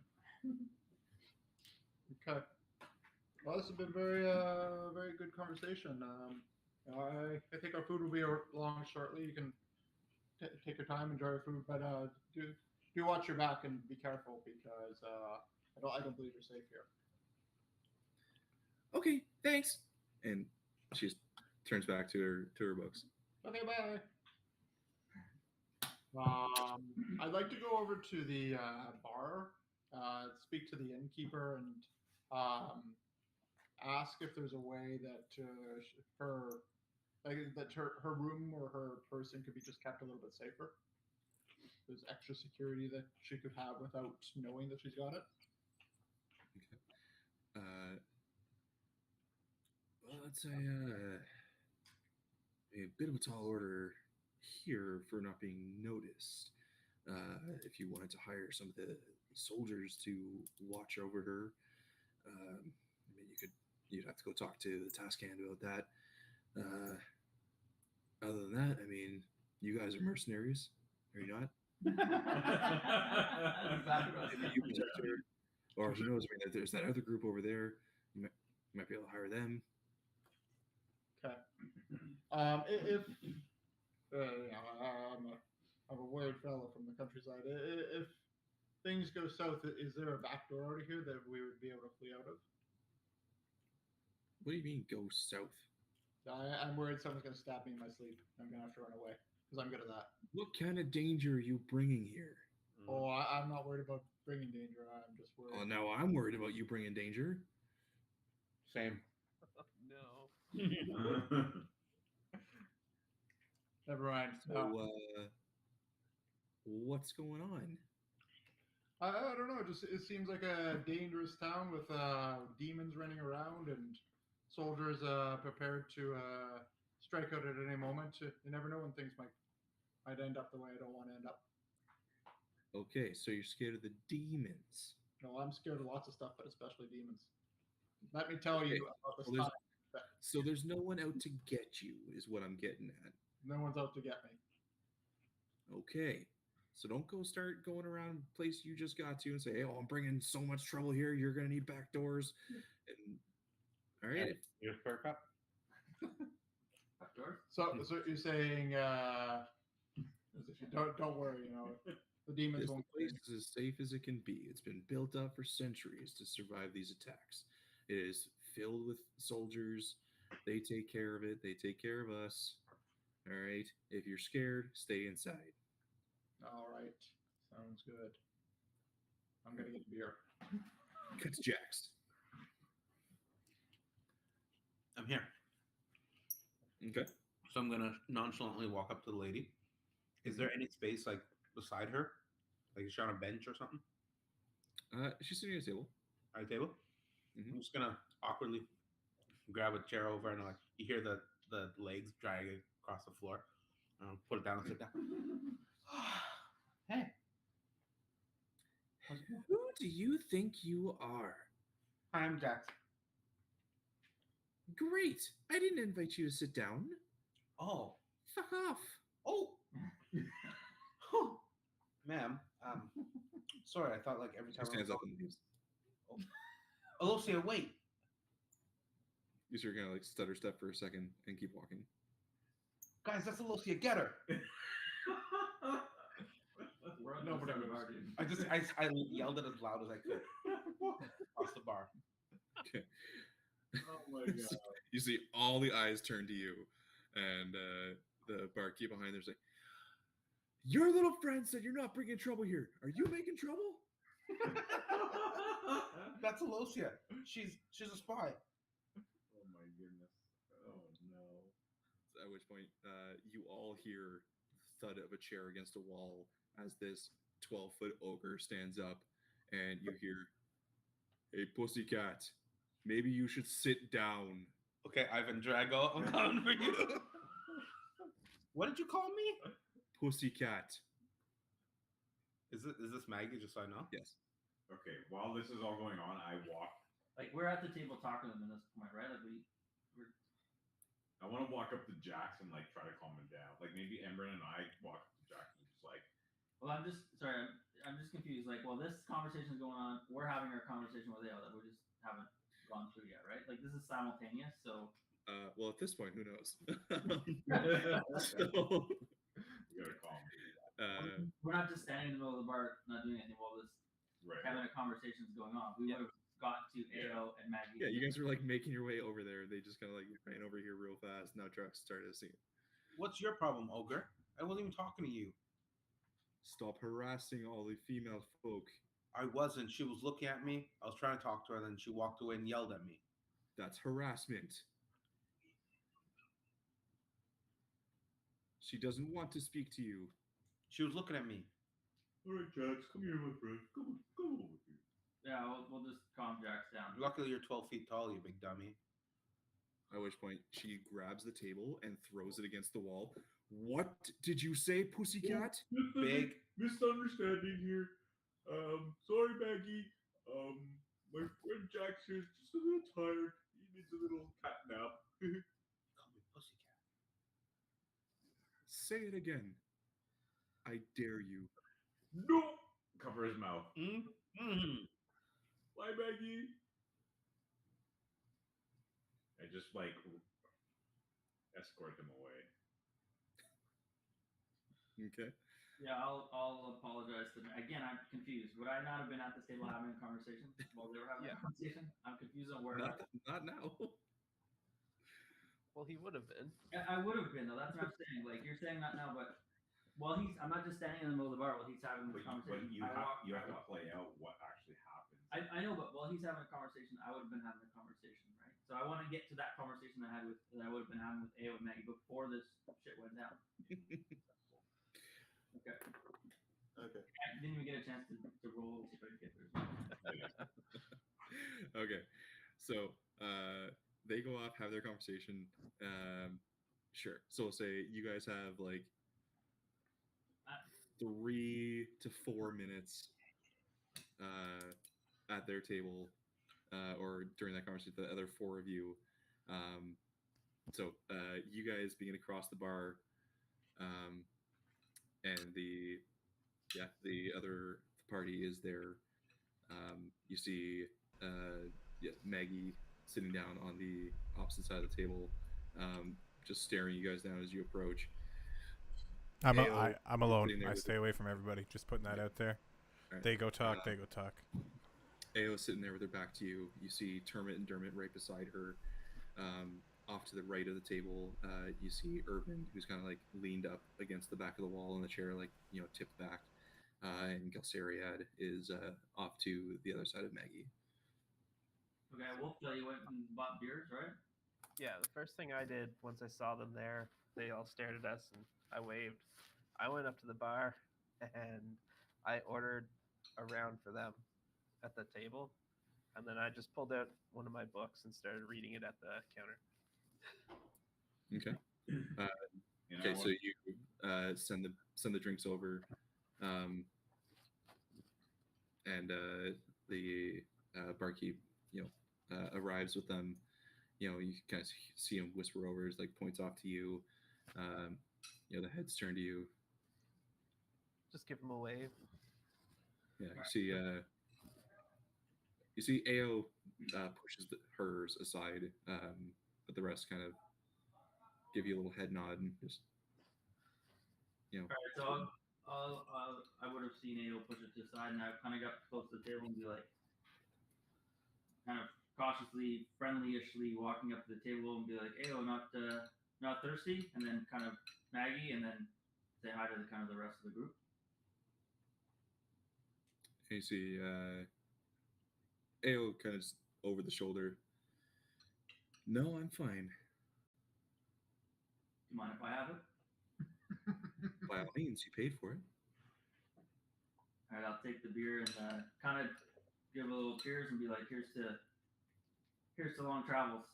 Kind of put my glass up as a bit of a toast.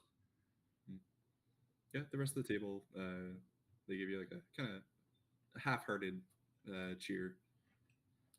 Do you guys mind if I sit? I need some help with some things, and I know you're seasoned travelers and mercenaries. Sorry, I missed that first part. So I asked them if I can sit, saying that I'm trying to butter them up. So in a very appeasing. I know you guys are seasoned travelers and then mercenaries. I could use some help with some things we've been trying to work on. Do you have a moment? And Bo, you're with him, right? I'm with Ember, and I was wanting to have a conversation with Ermit and Dermot and essentially find out what happened at the infirmary. Okay. You see. Actually, go and make a persuasion check.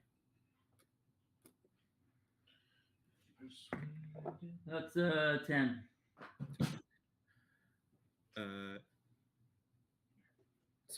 AO looks over to you and says, maybe if you're not ready for this adventure in life, you should go home. Just wait till he calls you a pussycat. I'll say I'm well experienced and ready for adventure, and I know when to ask for help and when not to. Now is the time I'm going to ask for some help. You hear Gelsariad pop up. AO, just let them sit down. Like, why? What have they done for us? They clearly need our help. Just let's answer a couple questions, give them some tips. Maybe they'll leave us alone. And I'll kind of I believe Bo showed his value when he healed nearly the entire infirmary. At which point you see Termit and Dermot. They both, look over to Bo, look back to Aox. He's right. He did great. He helped a lot of people. Yeah, but and then they kind of just get a little closer. Like, yeah, but they, a little whispering back and forth. And, okay, sit down. And she motions off to a couple empty chairs off to the right side of the table for you guys to pull up. All right, so we'll sit down, and then I'll sip my beer a little bit, and then ask the group, kind of addressing AO mostly, but making sure I'm engaging the whole group, and just kind of ask them, you guys left Chigao quickly after you won nearly every game. Where have you guys made yourself off to? We're heading. Well, we want to go to Betrayer's Rise. We're heading to the Betrayer's Rise. We are. Hear that's a dangerous place. You sure you're up for a challenge like that? I believe so. Have you ever been? No. Why not? Too much? No, not gonna say that. Why not? Is there something I should know? I don't think there's any forests up there. Any forests? Anything for us? Oh, forests. Okay. Yeah, we've heard rumors of gold and jewels. That may interest you, I would imagine. There's more to life than gold and jewels. I agree. Sure. Pound my beer. If that's all you're in for in this life, then I pity you. No one will remember your name. No need to pity me, AO. My name will live on. I'm confident of that. Both are a nice addition to saving people and helping lives, which my fellow compatriots are more than willing to do and have done many times. And that's when you hear me. It's her. She's a spy. Yeah. Yeah. Feel free to let Maggie flip the table any second now because I'm fucking around that. Did you, I'm curious, and I'm just going to ask this. What did you do at the amulet? I'm looking right at What amulet? Lean in a little bit so it's less noisy.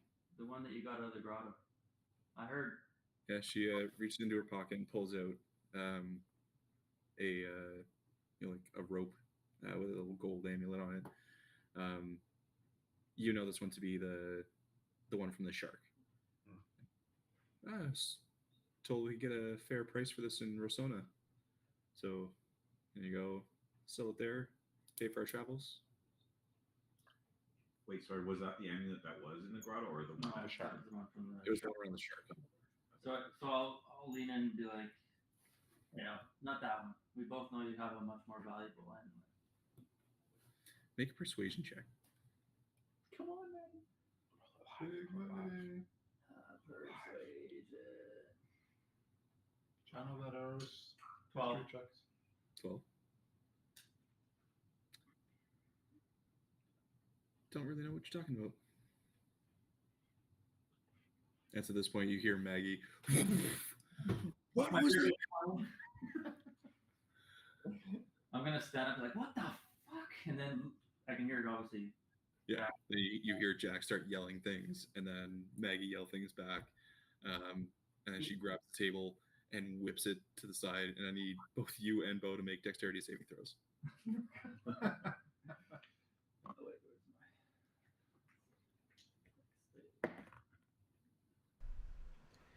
That's fantastic. 17 for Bo. Okay. Natural one. You take 4 points of bludgeoning damage as the table kind of hits you as it flies by. Bo, you manage to get out of the way. And you see this just table fly across. This hulking ogre looks pissed, and you see Termit kind of jump out of his chair, run up and try to start calming Maggie down. I think we see AO kind of spin around to see what the commotion is. Just as we were getting. Did the no one was even talking to you, ogre.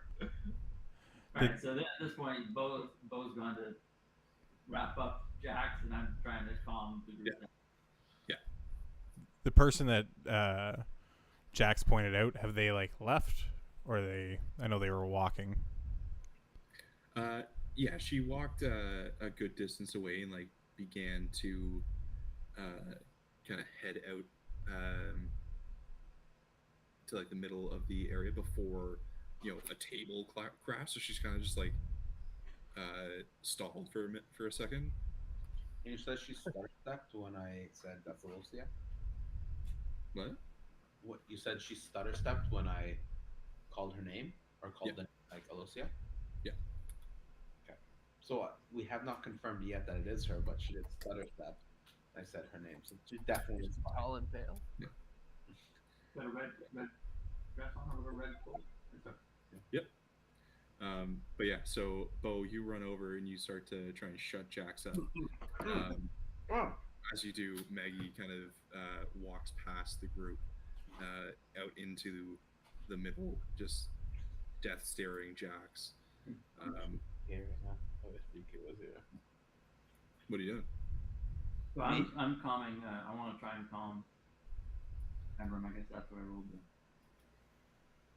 I just want to try and calm Maggie down again. Talking to the group.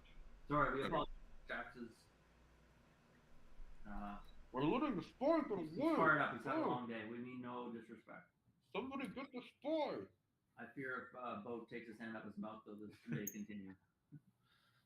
Again, Well, no disrespect. Well, you may not, Bo may not, but that one does. And she doesn't take kindly to being called dumb. Oh. Oh, really? Dummy? Is this dummy?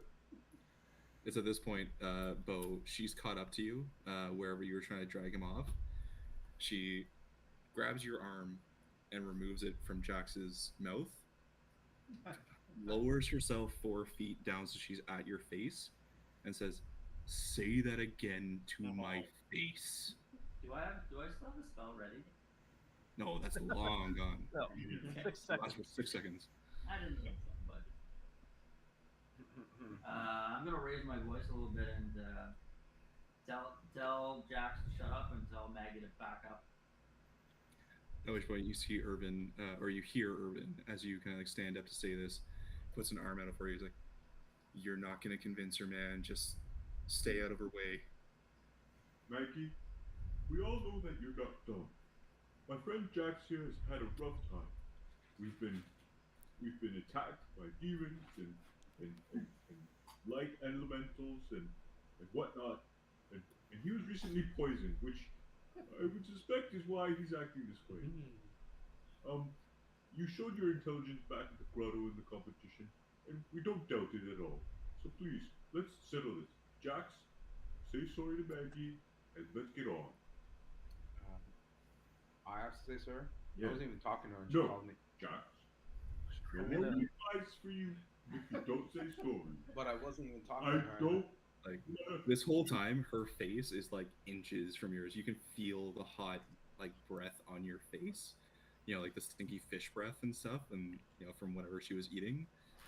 She's just staring you down, waiting for you to either say something or apologize. I'm just gonna casually close up my books and like wrap them up and come over to join this confrontation.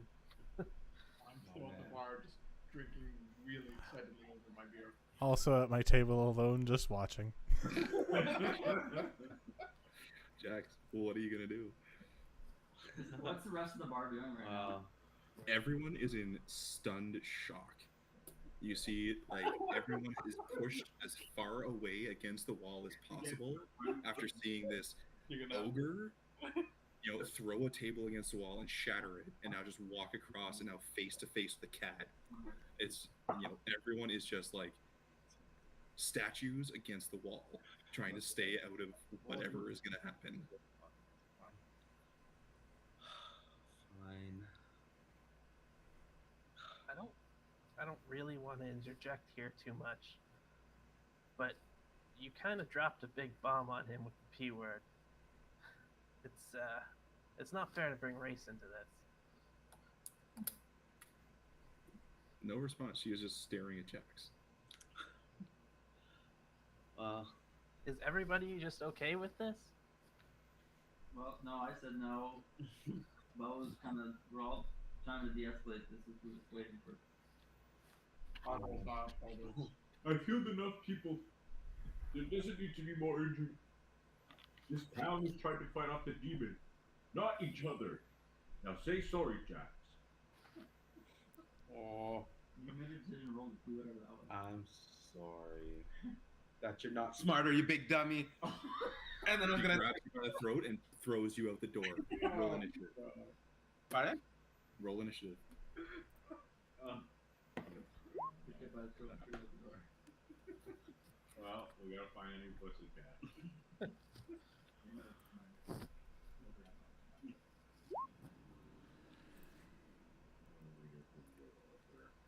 Let's get the hell out of here. Did I need to do? I don't know. I think racism's a little too far to go. Right? Everybody's in the wrong. Yep. That's why Eros is gonna go hit on Ocilia. What's her name? All right. We're gonna take a little fiver here because I need to Alosia. That's the one. put a map up.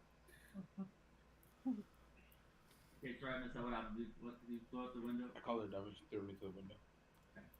Although I didn't I'm even gonna get go to a be right back screen. First time ever. Yeah, she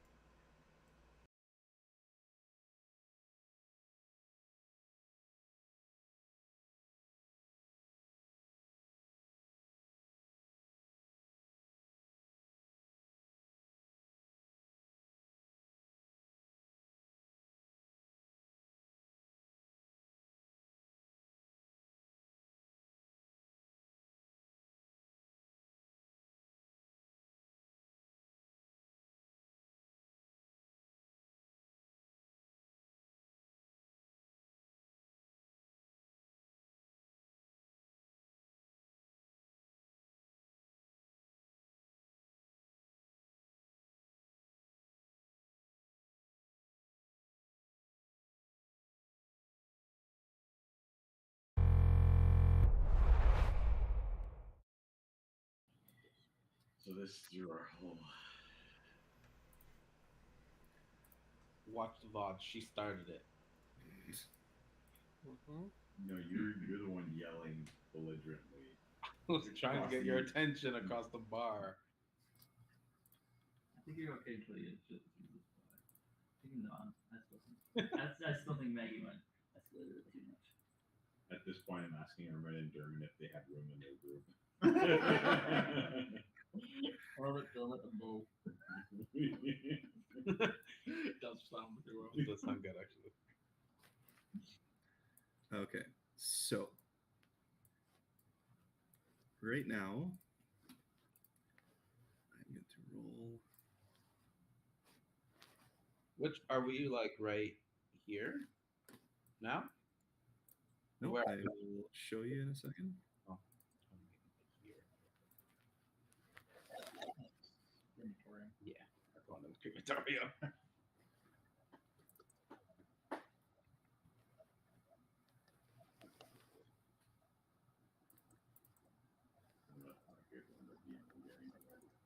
Just back me up here. Okay, 15 for your initiative. I'm gonna push him in the hole. We need Or I'm them jumping in the hole. for this Why are we season of going to campaign. the- They're on the title Push page her into of that the the campaign. sacrifice hole. Okay, so where we are right now, because I did not, I should have planned for a bar fight, but didn't. So right now, this is what we see. So we're going to use this building as the bar. So Maggie has thrown you out of the bar and chased you. Bo is here,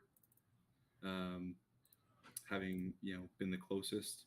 Ao, Termit, and Dermot followed out the door. Harbar, actually, you'd be up here, or no? Where did you say you went after you talking? I was went at to the bar. Okay, so you're at the bar with Wolftail. Embrin, you got smashed by that table. You took, was it 3, 4? 4 points. Okay. Eros, you're kind of off doing your own thing. I'll say like your table is kind of up here. Yeah. So Where are they? I don't see them. I don't think oh, we're. you don't see it? No, I don't see them. Oh, okay. I gotta break up the doors here.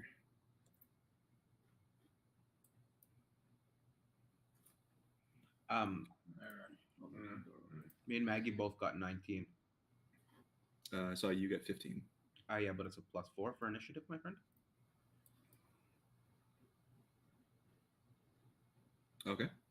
What is your dex? 4. Okay. So you go first. You are prone on the ground outside. I think I would have landed on my feet. I'm a cat. Okay, roll a dexterity saving throw. Let's see if you land on your feet. That's 14. 14? Sure. So yeah, you get thrown around. You do like the little cat pounce, so you kind of fall back on your hands and paws, and yeah, you're there. Can I use Step of the Wind to move, and then take my movement and then dash? Okay, so you just want to book it as hard as you can. Yeah. Okay. Sure. Because does that get me 40, 81, 120 feet? Okay. I want to go towards outside, running towards the crematorium. How do I do that? Which direction? Okay. So from there, you have to go west, north, and then west again. Okay, move me in that direction. Tell me where I need to go for 120 feet. You'd be off the board. This way? No, other way. You'd be off the board. This way? Yeah. Okay. Yeah, I'm going 120 feet away from this thing. Okay. So you just sprint as far and as fast as you can. Big dummy. She is going to take an attack of opportunity against you. And I she use is Step of the Wind. Doesn't matter. Right. Okay. Yeah. Okay. Yeah, you just kind of like disappear around the corner and fly away, and you just hear a deep, loud, resonating "Coward!" as you do, and you are gone. All right. Yeah, that's your turn. Sure. You thought I was gonna fight that thing, didn't you? So yeah, you take off down the road. Yeah, Maggie just kind of turns around, looks back inside, walks back in, and effectively ends combat. And you guys all hear her as she walks back in. Speak of the day, I was like, "If I see him again, he is dead." If I see him again, he's dead. At which my AO kind of grabs the rest of the party and I think we'll take our leave now. And they head upstairs to their respective sleeping areas. Cool. So, Eros, what did you say you wanted to do? Or how did you say you wanted to? Plan C. I'm going to find Jax. Yeah, I'm going up to find Jax too. Okay.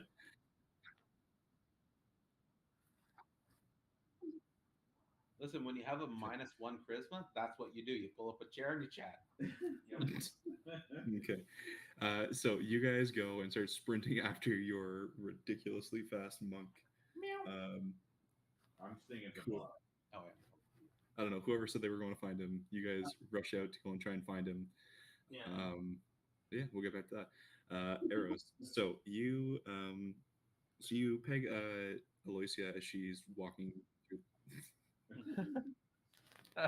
Be cool, man. Be cool. Let's hear it. Play this out. Here we go. Got the I'll chip. be close.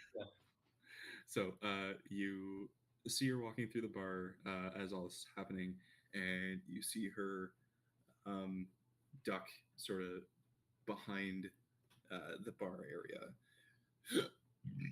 Excuse me. And amidst all the commotion, she sees Jax get thrown out of the door, and the massive ogre chase after him.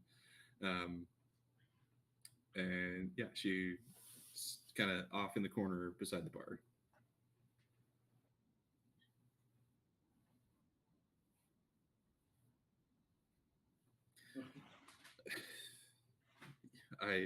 Yes, that is so very unexpected.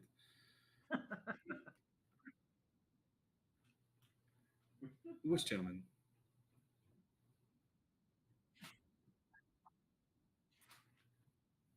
Oh, some drunk child who was maybe looking for a different type of woman.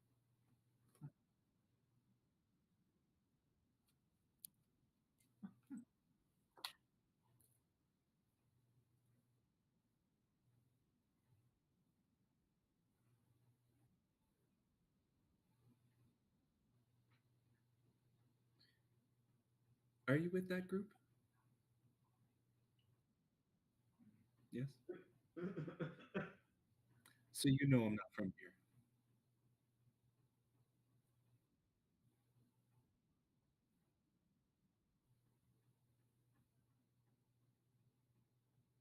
I'll get straight to the point.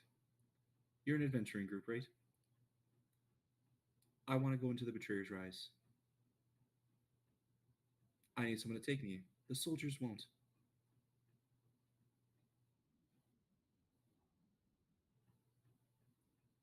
That's my business.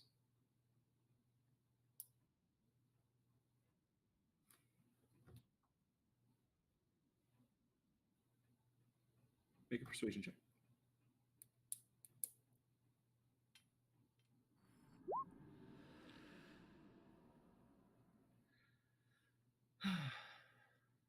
Knowledge is wasted on some. On others, there needs to be leaps of faith. I can pay if that's what you're looking for.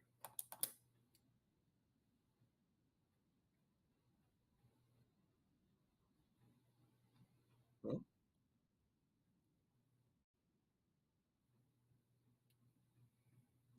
well, in my,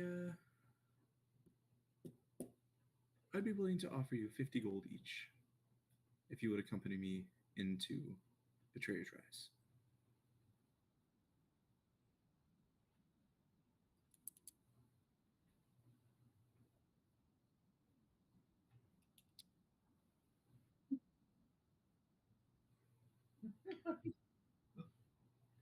I don't know what that means.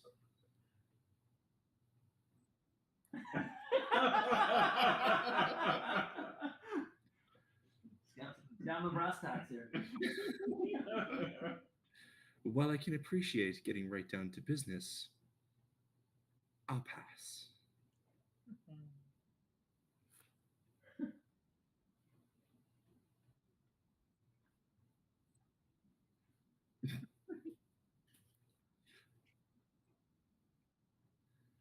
She is a female.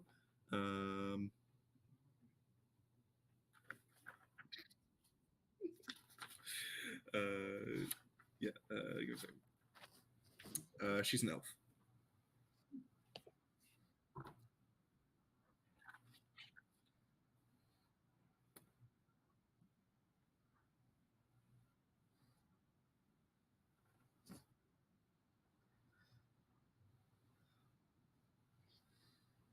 Okay.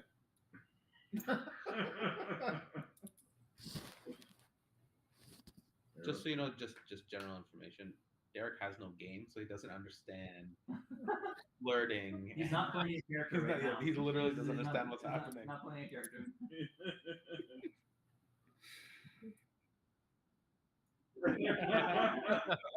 We're all rooting for you, man. We're all rooting for you. Okay.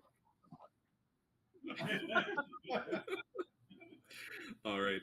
So you walk away from Alicia.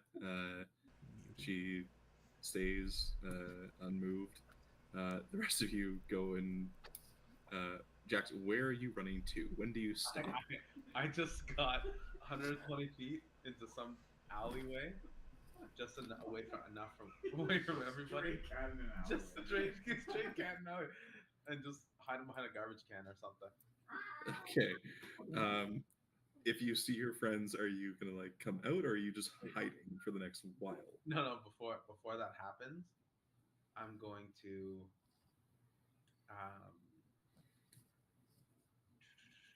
I'm going to. When I come outside, I'm gonna be yelling for Jax, like Jax, like loud. Okay. I'm going to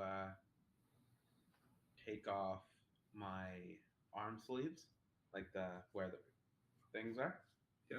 And I'm going to take a bite into my arm. Mm-hmm. And I'm going to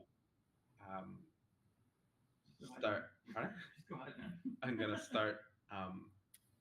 My body will start pulsing, and my shoulders will pop up, and I'll turn into an ogre that looks exactly like Maggie. Okay. And I will start walking back to the bar. Okay. So Wolfdale, Embren, as you guys are running through the streets, having just watched Maggie go upstairs, you now see another ogre walking down the road towards you. That looks exactly like Maggie. All right. So I will be shocked. And I'll be like, Maggie, You going upstairs. We're trying to find Jax. We'll make sure and keep him out of your way. I think he went that way. Is it different than his normal were-tiger form? Yeah, it's an ogre. I didn't know you could do this. I didn't need to do that either. I guess I'm gonna draw my katana whenever I see them coming up. Like get into a battle stance. Okay. Yeah, I'll run past Maggie to where she pointed to her. She saw Jax. Yelling Jax's name still. And I'll search for, I don't know, 5-10 minutes, and then I'll make my way back. Okay. Do you do anything, Alex? Me? Yeah, I'm gonna walk back into the bar. Well, you gotta go past me with my sword out. Oh. Yeah, sorry. I think you're this person that was just being real racist to my friend. We're having a showdown if you ain't talking. Nah. Causing a scene. We're trying to just get out of this town, and can't have people making a scene. I'm done with him. I'm just going back to the bar.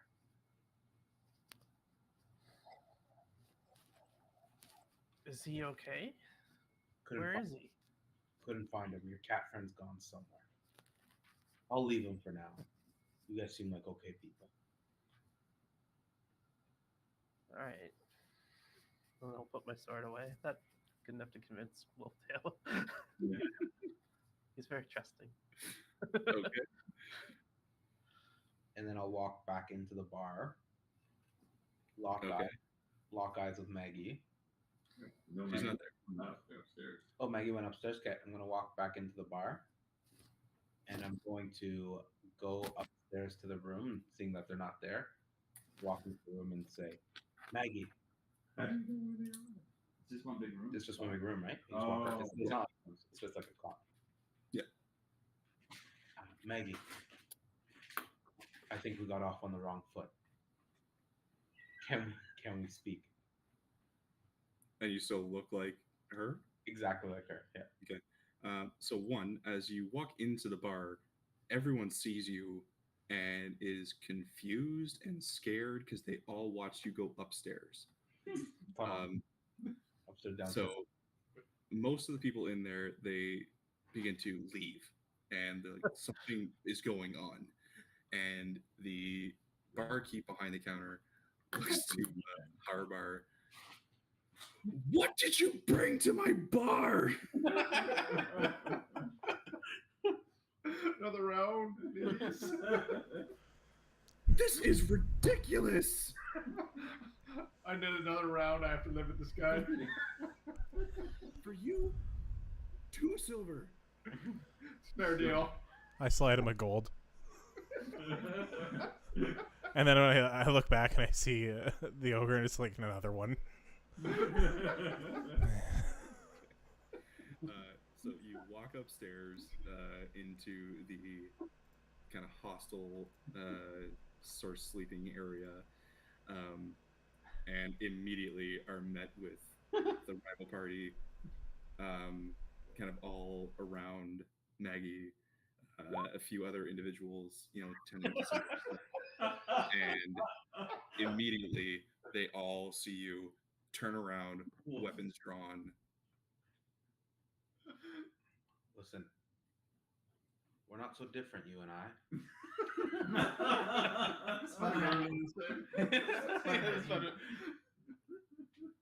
Neither of The us. 17 hit? Not as Maggie. 17 hit? Yes, it does.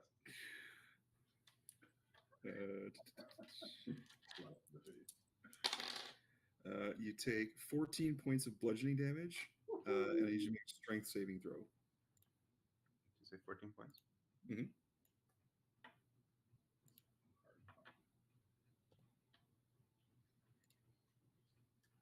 Strength saving throw?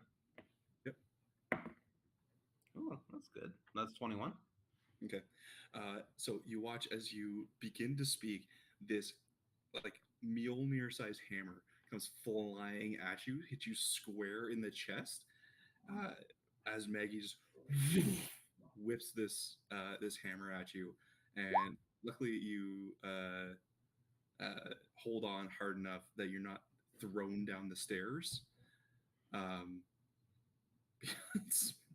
Roll some initiative. I'm gonna run Okay.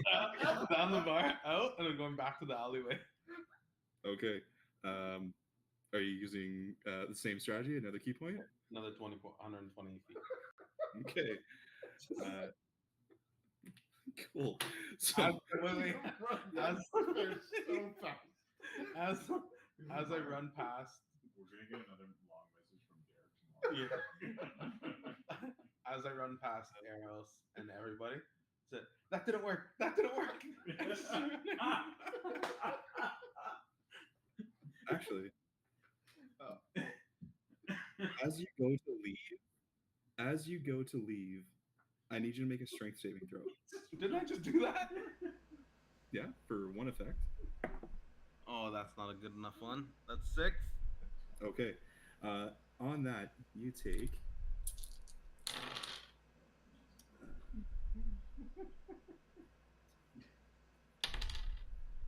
15 points of force damage as Calcariad uses a spell causing this rippling wave of magical energy Did to I not fill stop where the you wheel? are. Where you are as soon as you turn, and pulls you 10 feet towards the sphere's center. So you were essentially pulled closer. And at this point, yeah, I mean, if you're still planning on running, now you have an extra 10 feet to go.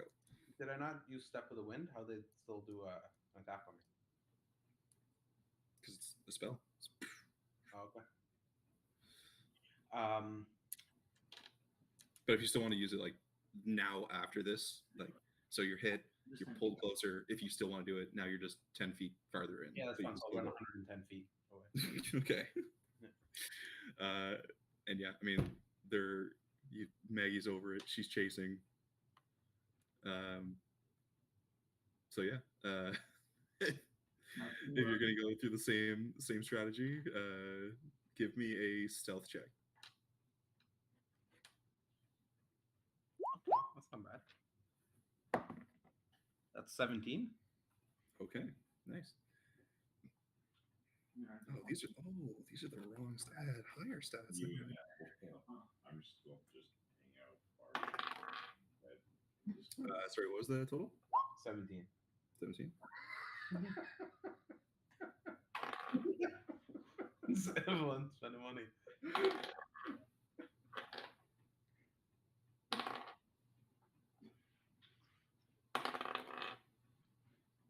Okay. So back on this screen here.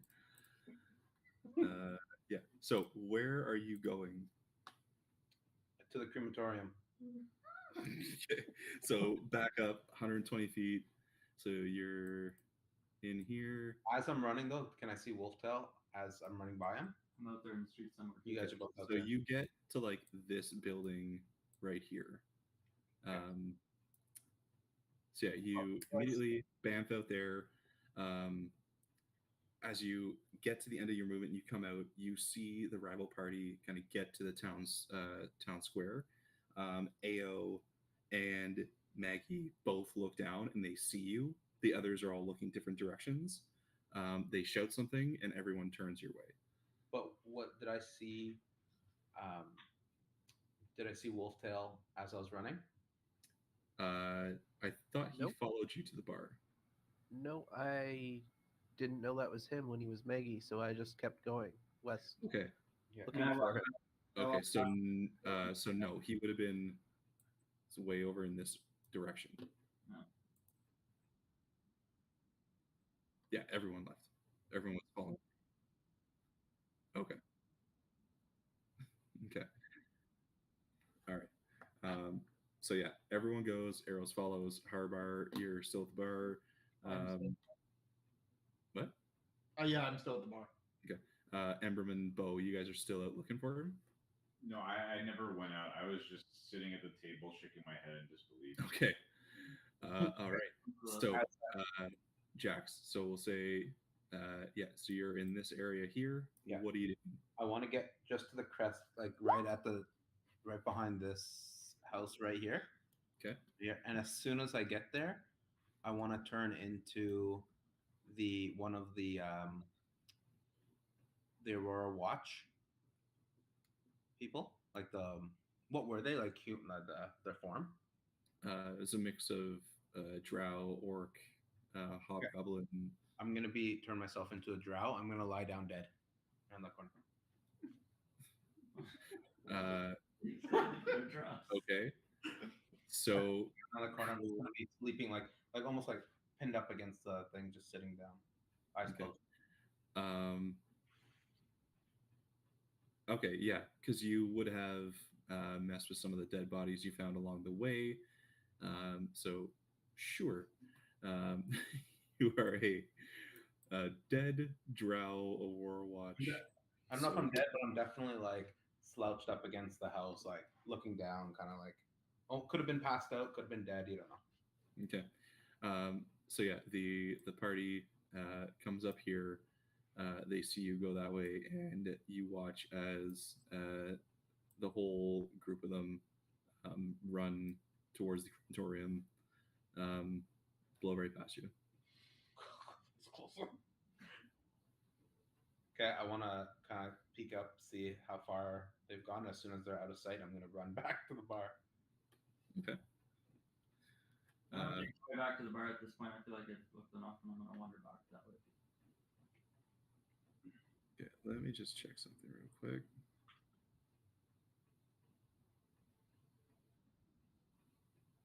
Why are they dragging me? Okay. Fell on my ass again. Stupid bar stools.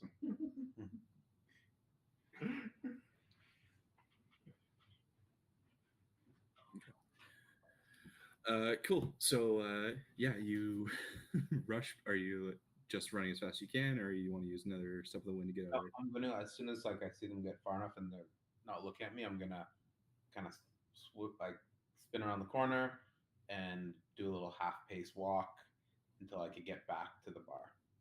Okay. So you eventually make your way back to the bar, and you see Bo and Harbar, eventually join back up, either at the bar or at a table, as well as Eros off, or Eros left.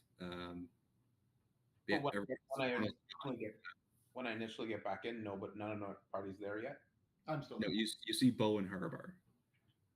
Okay, right before I get back in, I'm gonna turn back into the tabaxi. Okay.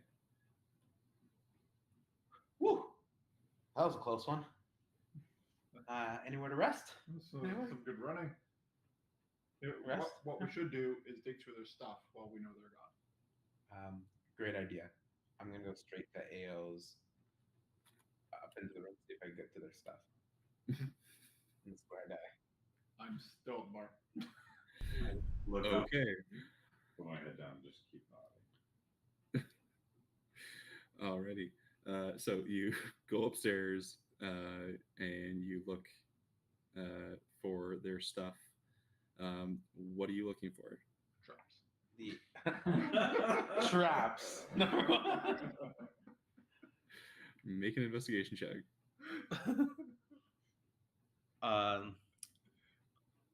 I'll do it with disadvantage because I'd definitely be doing it quickly if you're okay with that.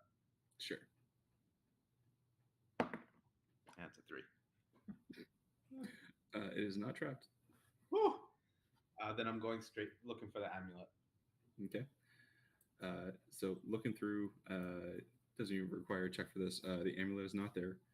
It is just like adventuring packs. It's got the stuff they need for traveling. Come back downstairs. Yeah.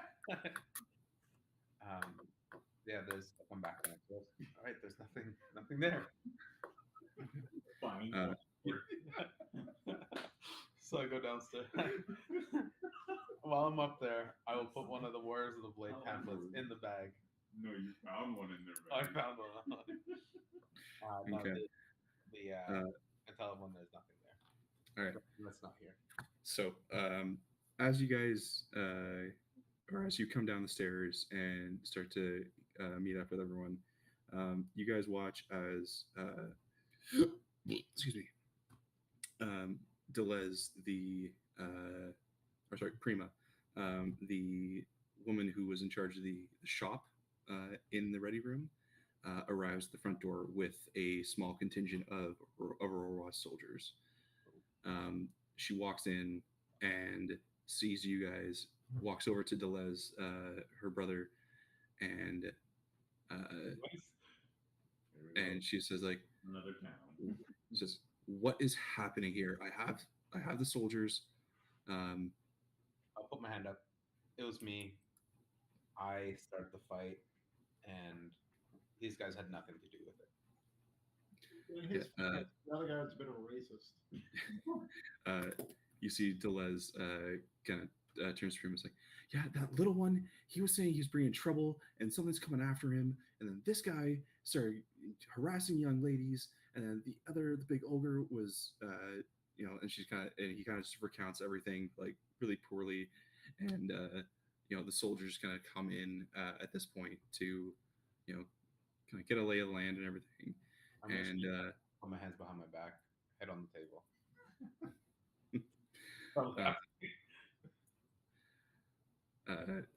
So you see the soldiers. They all kind of walk in, and Deleuze and Prima they talk to each other, and you hear Deleuze say, "All right, listen, we're not going to arrest you, but I don't want you staying here anymore. So you're going to have to leave." Does that go for the other group that attacked us, or just us? Just you. What They were standing up for that lady you were harassing. What about the big ogre that started the fight? Yeah, because you were harassing the young ladies. Now you keep this up, I'll get them to arrest you. My hand's still behind my back. My head on the table. Jax, let's go. I'm gonna hop off my bar stool. I'm gonna try and pull a Jax. Yeah, I'll go. Okay. Not very nice to call people names. Just saying. But I know he was racist. Just saying. Just move on. Bigger battles. Not with an ogre. All right. So you guys are led out of the bar by the soldiers. Out into the town square. And you see that the soldiers, as they kind of push you out, they just kind of line the door, essentially barring your entry or re-entry. As for the rest of you, I know, so Embrun and you went north along the main road. Wolftail, you went west. So Embrun going this way, Wolftail going this way. I would say around this corner, if you decided to go this way, Wolftail, you would meet up with the rival party, or depending on which way you thought to look. I think that would be down to a roll of the die. Okay. So go ahead and roll a d4, and we'll say that's which road you pick. We'll say 1 is towards the rivals, 2 is this way, Or sorry, I guess you can't really actually see that area. I'll trust in you. I'm interested in No, 3. All right. So you decide to go down this road and away. So you don't come in contact with the rivals. I'm just worried and alone.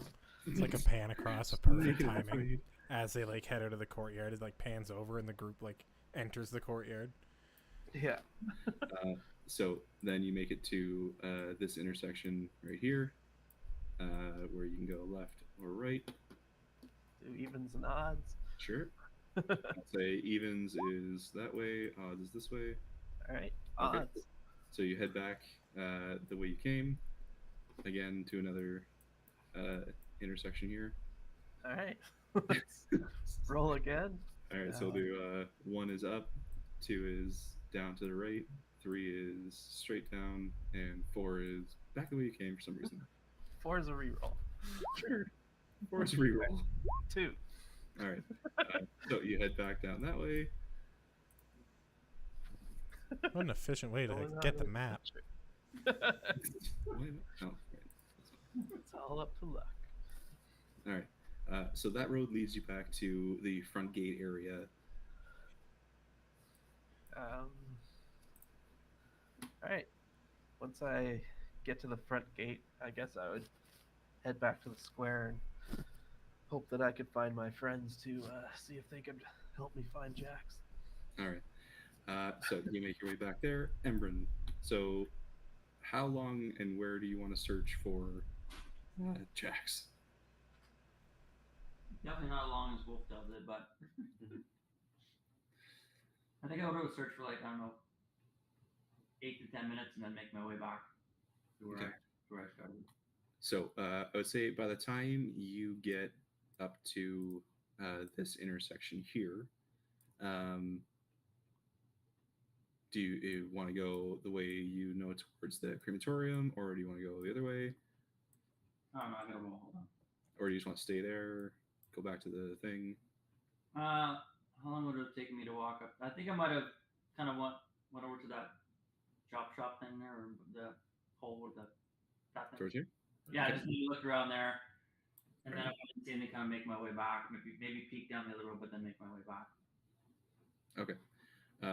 So you going from there, I'd say you like peek down here, check out the sacrifice engine, and yeah, you go in and it's literally just a pit full of spinning blades, and they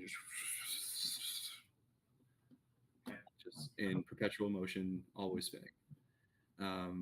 You decide to just kind of peek off down the road, but then head back towards the ready room.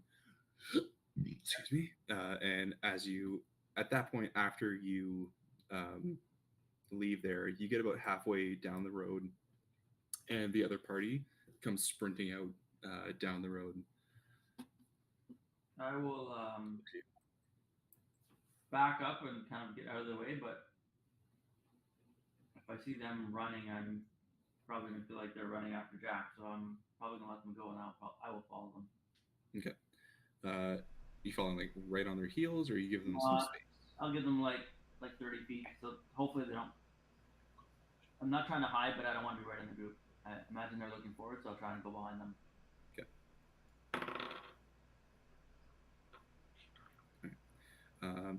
So you watch so they run up the road to here.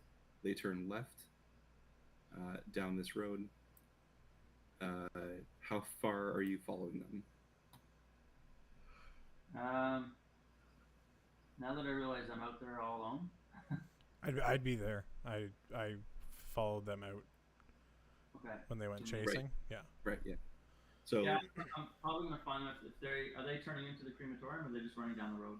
No, they're just running down the road. So yeah, you two see each other. How far do you want to follow them? I think I'm gonna follow them still because they're running fast. I'm pretty convinced they know where Jack is, so I'm gonna kind of run behind them. 50-ish, 60-ish, somewhere. Yeah. Okay.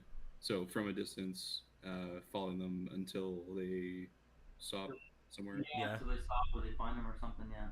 Okay. So you watch as they get to this intersection, they kind of stop and kind of look lost. They don't really know where to go. You see, Maggie's frustrated. Ao is a bit frustrated herself. Um, they're also kind of deciding what to do, where to go from here.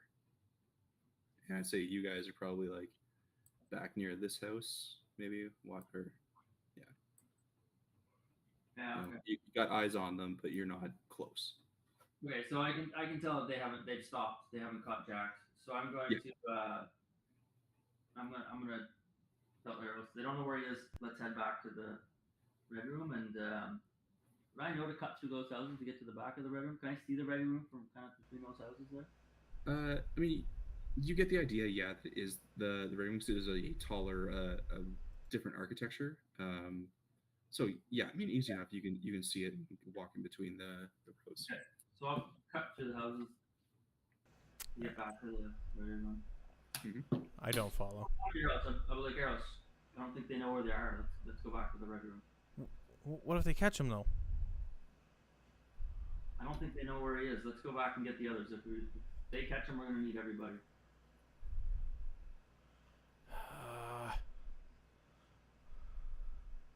Can I?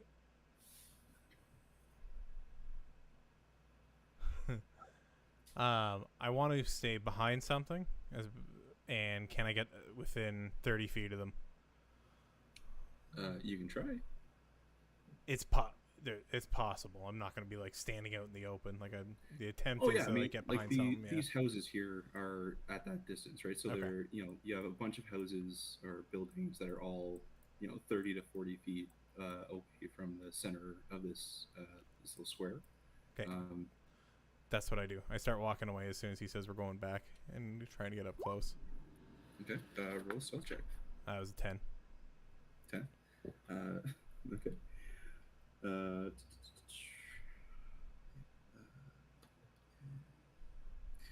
Okay. So as they're all discussing what to do, Embrun begins to walk in between the buildings back to the red room, and you, Eros. If Eros doesn't go with me, then I'm. If Eros doesn't go with me, I wouldn't go. Okay. Well, do you follow him? You think he's getting closer? Yeah, I would. I feel like he's kind of taken off, so I'll stay behind him, but I want to keep an eye on him as well. Okay. Go and roll a stealth check.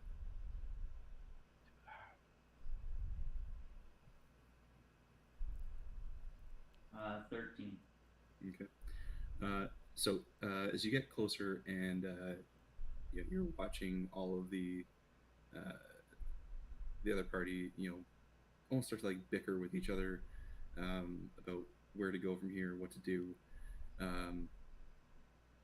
You see Maggie in like a fit of a rage. She like throws her hands down to the side and accidentally smacks into Termit, who's then kind of sent a few feet onto his back, and it's like as he lands, and as Termit opens his eyes, he's flung out to a point where you two lock eyes. I'm stifling a laugh. And you see him get up, a little slowly, and the rest of the group, they like see this happen, concerned for Termit, but they all see you in that sort of stifled laugh. You let a little too much out that you're stifling, and they all see you. A little wave. And they all start walking towards you. I'm going to I want to cast Disguise Self on myself. Obviously, Disguise Self. Yeah. I want to cast Disguise Self, and I want to be the Aurora Watch. Okay. And when I see this kind of happening, I'm going to kind of move out quickly and yell, "Hey, you, come back here!" to Eros. And to him and be like, "We've got your friends. you need to come with me, and try and give him some sort of like little nudge, signal, something that's like that he knows it's me. Maybe a bit of an X somehow. Drop a mini X. Okay. Make a sleight of hand check to see if you can pass it off as without the other group seeing an overt gesture. 4. Okay. So He just does this. He fully fucking does it. You tell all your friends they kept doing this. That's right. They kept doing this. Okay. So like the first one, you're kind of like trying to pass it off. It's like, hey, yeah, we got your friends. You need to come with us. And you realize, I mean, yeah, they were doing this a lot. You know, they were just getting, you know, yeah. To AI. Please don't kill our friend. Don't. He's a bit of a dick, but nobody needs to die. And I'm gonna like pull Eros. Let's go, come on, like pull him rather like he's under arrest-ish kind of sort of. Okay. Exactly. All right. So you rush up, you grab Eros and start pulling him away. Eros, you're like, "Don't kill my friend!" And they just kind of watch in. As I'm pulling away, I'm gonna turn to them and be like, "And you," I'll kind of point to the big one. We know you've been causing trouble. Stop causing trouble, or you'll be escorted out of town. And Maggie doesn't reply. She's kind of angry. You see Termit and Dermot, they kind of step in front of Ao as she's about to say something, and it's like, okay, okay, and they turn back. It's like, hey, down now. They kind of start pushing everyone away. So as we get a little bit away, I'll be like, Eros, it's me, Emram. Let's go. Kind of whisper that. Oh, hey, Emran. Okay. So in all that time, as you guys get back to the ready room, Emran, Eros, and Wolftail, you guys all kind of meet up in the middle of town as the rest of your party is being led out of the ready room by soldiers, and being kicked out of the ready room. They can take our cots, but they can't take our voice. Jax. Finally.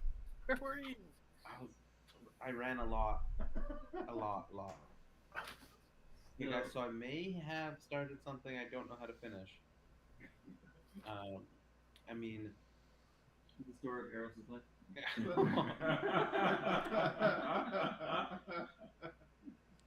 So maybe Let's walk and talk. I point back like, guys, there. Hey guys, it's me. Guys, they're over there. Let's move. Walk and talk. Let's move east, away from where we are.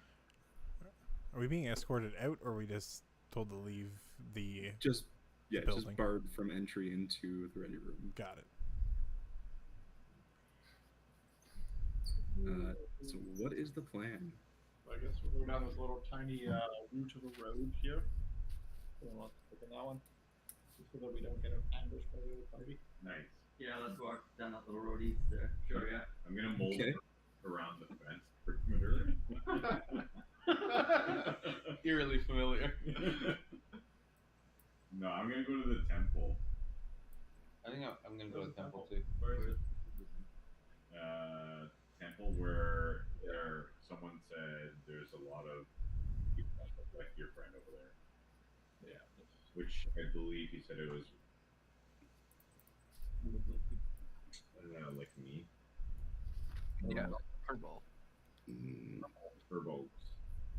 Where did he say it was? I think west. Yeah, I thought he said west, West is no good. which is where Embrin just came from, saying that that's where they are right now. So Yeah, let's not head west. Let's go somewhere east. Is that rocks in the middle of the? I'm gonna head to the temple alone, anyways. Alone? Can I come? No. Why can't I come? Hey, Bo, can I come? No one's coming. I'm readying my Story of special Alice's trait. My special trait to turn invisible if I want. All right. Are you disbanding? He's gonna Okay. try to So everyone who's going east, away from the rival party, what is it you're trying to do or find? Keep Jack alive. I think I'm trying to profusely apologize to the group for starting a fight. and pardon?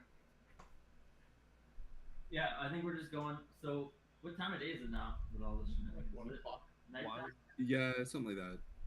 Very early afternoon. Oh, fuck, that's it. I thought it was night. It's been a busy day. And now we lost the only place we can sleep in the town.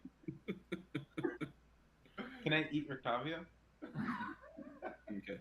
So while you guys go off trying to find somewhere to, camp for something or Is this find some like a shelter. mountain through town there? I'd like to be sharing information, offering up what I know about the consortium of the Vermilion Dream, Okay. and also asking if Harbar learned anything from Question, just so Okay. characters know it. What I know about Vermilion Dream was that they're like an occult. They possibly worship the moon of ill omens, Iridius, and seek the stories others fear to know is their motto.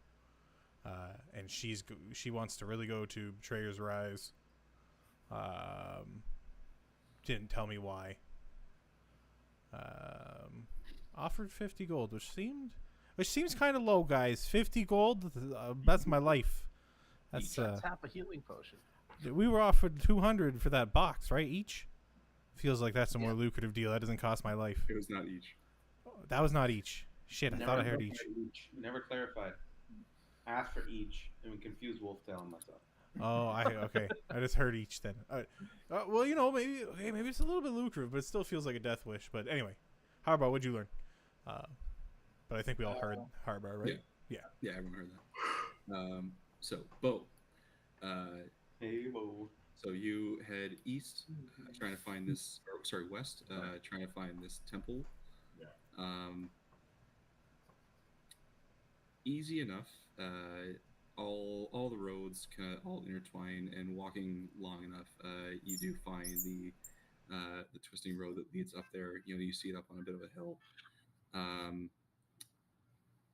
Roll a d20 to see if you happen upon the rival party. 17. Okay. So you manage to find the roads, and that they are not on, and you don't come in contact with the rival party, and you make your way up this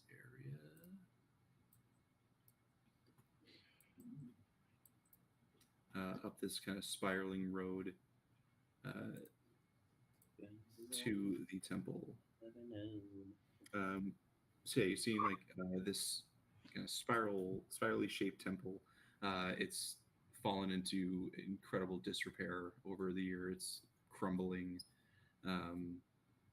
Definitely has not been maintained. Yeah, you see it in front of you. Okay, I'm gonna go inside. Okay. So as you enter into this temple, glass begins to crunch underfoot amid overgrown weeds. Collapsed walls have been replaced with rows of wooden shelves that hold earthenware pots. Numerous alcoves are being used as planters for stubborn flora, and just outside the far end of the enclosure, a smashed mosaic of stained glass sits in a splintered window frame next to a withered skeletal tree. If I can get you to roll a religion check for me.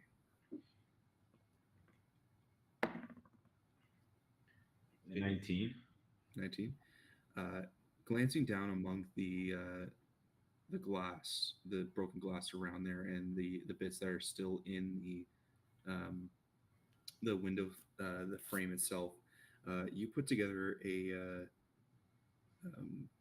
the iconography of Avandra, the Changebringer.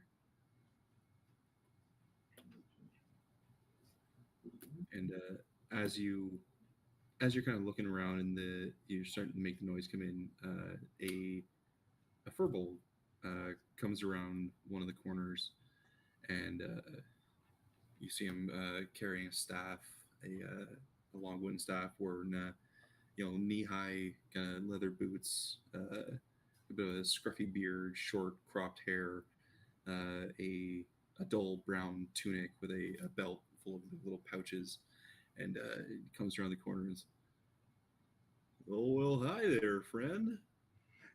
Hello.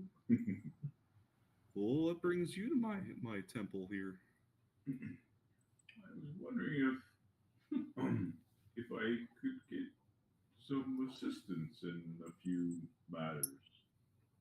Well, I sure could try my best here. The Wild Mother blesses me with certain abilities, and I can do my best. I, being a devout follower of the merciful god Lelanus, just wanted to come here and pay my respects to the local temple and those who worship within it. Would also ask for some help, as a friend of mine has fallen into some troubles of sorts, The bad crowd. and I believe he needs some clarity. Well, Wow. not a. I don't really know what you mean exactly, but if He's you got want some to, clarity on something, you're more than welcome to pray throughout the day. But if you want to come back in the evening, I do have I meditate on this every evening, and if you're looking for clarity or direction or something, I mean, there do tend to bring up some visions. You might see something in it. okay. Well, I'll stay a while and pray with you. All right, yeah, that's fine. He brings over, grabs like a little makeshift broom and starts sweeping up like some of the glass in the areas. Well, if you're gonna do that, then well, I don't want you to be cutting yourself. So let's clean this area up a little bit, and you can have this for whatever it is you're trying to do. What could you tell me about Ivandra?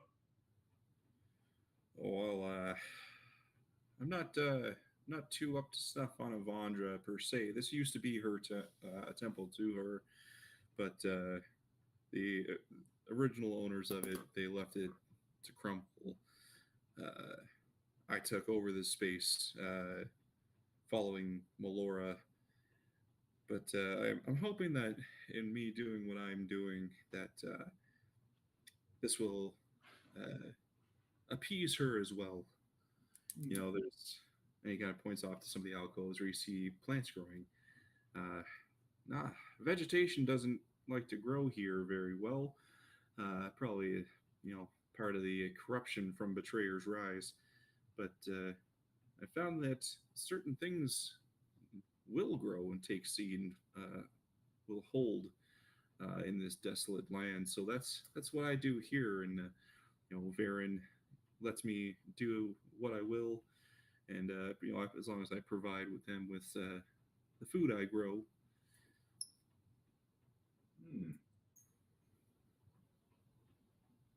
Okay.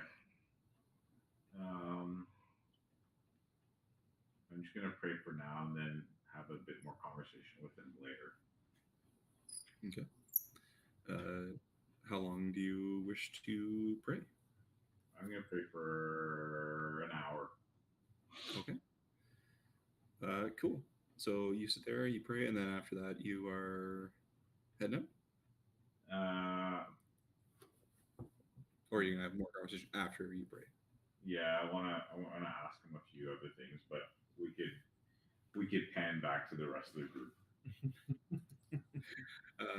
Okay. Sure.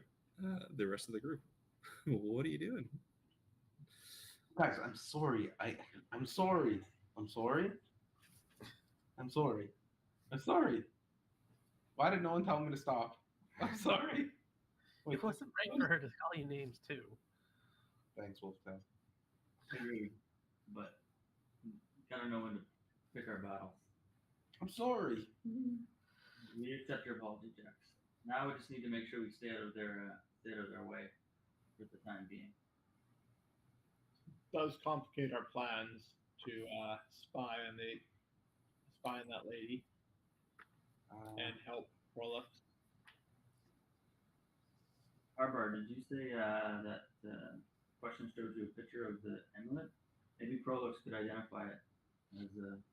That would, yeah, maybe we can ask Prolix to go in there and talk to Question next time he comes out of the bar. Yeah. Pretty much everybody we know in this town's in that one bar. Well, I can go back to the bar. I am still disguised as That's true. Why don't you, being disguised, then try to convince them to let us back in? I think that's very likely. Yeah.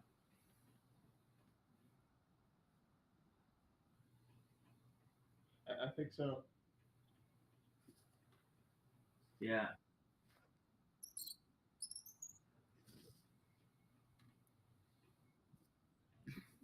Asking them politely. Yeah. I would not attack it. We're both swinging at me.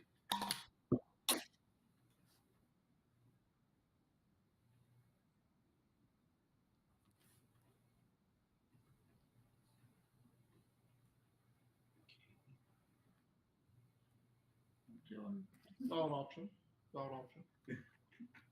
Wait, why do we need to kill her, or why do we care if she goes to the grave?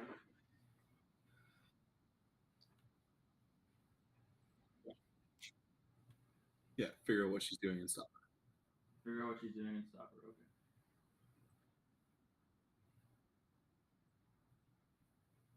How about I go into Fucking Eddie. go find Prolix and tell him we found her. We know what she's gonna do. I don't know. All right. Go back and attack her. Like we can go back and I can lure her out and just kill her. You wanna do that? I'm like, this is against kind of what I like doing for 200 gold. So who's all together? Everybody but Cue the Bo? red lights. Everybody but Bo, yeah. So Okay, so I'm praying for your lost souls right now. I'm not really down to kill her just for 27 gold pieces. I don't think it would fit my character.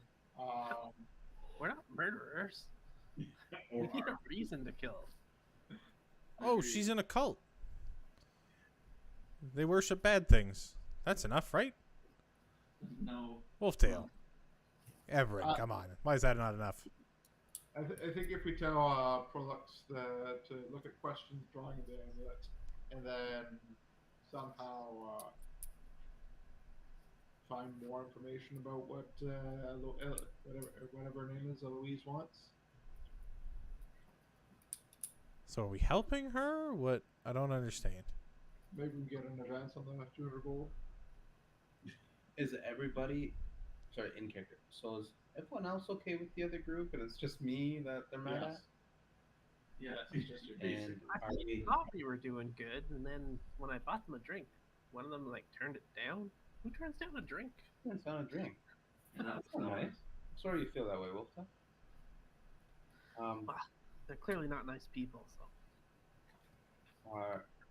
Do you think? Are you guys still like? Are you guys trying to be their friend, or are we?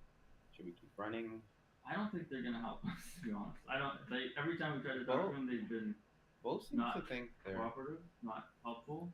And I think you're right. I think we burned whatever bridges we might have with that party. Yeah. You just start hearing it in everyone's head. I think if we want the amulet, we're gonna have to steal it. Yes, Embryn, yes. Say it again. Let me hear it. I mean, it's getting that much harder every time. it's the only way we're going to have a chance at helping Alexian is if we take it. I think so. I think the only one. Well, still, if you're down, I'm down. But we're really gonna need to convince Bo. It seems like he really has a thing with those Hermit and Kermit. So, interpretation of that poem that Harbar talked about. There's two other of these amulets. There's like three that made up a different one or something. There were three spires. I think there was 3 gods that gave Elixian power. I think it was one amulet, but it had like pieces to it, right? Correctly? So maybe it's like fractured, and we just have to find the pieces to put it back together. Because it wasn't the exact same amulet. wasn't the exact same that we saw. Right. Okay. So there's 2 more that we need to find. Or 2 more pieces, but all of this belonged to Elixian, most likely. And what was it called? Vestige? Yeah, vestige of divergence. Yeah. So if we get the other 2 pieces, we still have to rely on the other group to give us the third. Even that, it sounds pretty goddamn. I mean, we should just push him into the pit, right? Push who into the pit? Who has the amulet? We don't even know if they have it on them. Jax, didn't you say something about checking them? I checked the backpack, and there's nothing in it. They're not going to There's lose it. clearly a gold chain around Ao's neck. She showed that to me. It was the amulet. Did she show me the one from around her neck or in her pocket? Well, Or pocket. And it had a rope. It had a Not a rope, rope, yeah, not a yeah. gold chain. Rope, yeah. So the one on the rope is not what we're looking for. no. The one on the chain is what we want, which is around her neck. Which can be disconnected, Jax, by a pit. But if she goes in the pit, then the amulet goes too. We can figure that part out later. Well, Do we just leave Bo? go find us. I Well, think that's- you guys need to go back to what's his name. Orlux? Yeah. I think you're right. So you want to try to get those drawings to him? Well, why don't I go talk to Prolix and tell him the information that we have? Because he was wondering, couldn't tell us because didn't know this is what we're talking about. If we tell him exactly what question described, maybe he'll know more about it. Maybe he'll know if there's 3. Maybe he'll know, I heard there's one in this land or whatever. Yes, I think that's a great idea. The fact that Question has drawings of the amulet in question probably will help quite a bit. But then we're just not going to help and get a bunch of money. And our names in history books. Did I not tell you guys that? He was going to write our names in the history books. Warriors of the Blade. That's pretty sweet. If we get all 3 of these amulets, we won't need our names in history books. We will be the history. Oh, you bring up a good point, Emperor. All right, cut to Bo. So, Yeah, Bo, let's get at it. so you finish your prayer. What's next? Okay. Sorry, I didn't ask him what his name was. You didn't know. Why you never ask people their name? Why So rude. Sorry. Give me what we need. Let's go. Fuck, I'm hearing your name is. Sorry, what was your name, my friend? The name's Foghome. Fogho? Foghome. Foghome. Foghome. What brought you here, Fogho? Besides revitalizing this temple.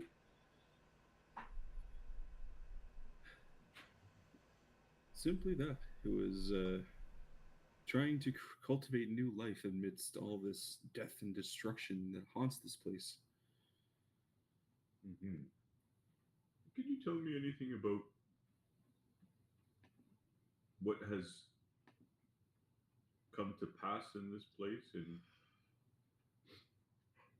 any particular information a newcomer might find to be beneficial?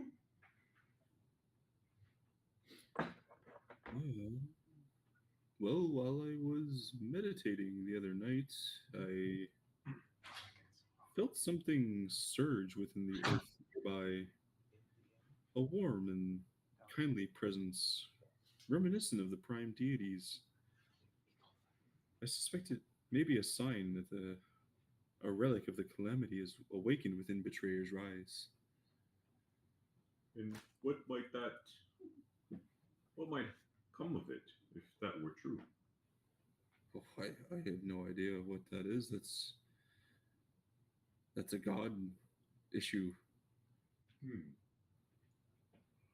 And are you aware of any hmm,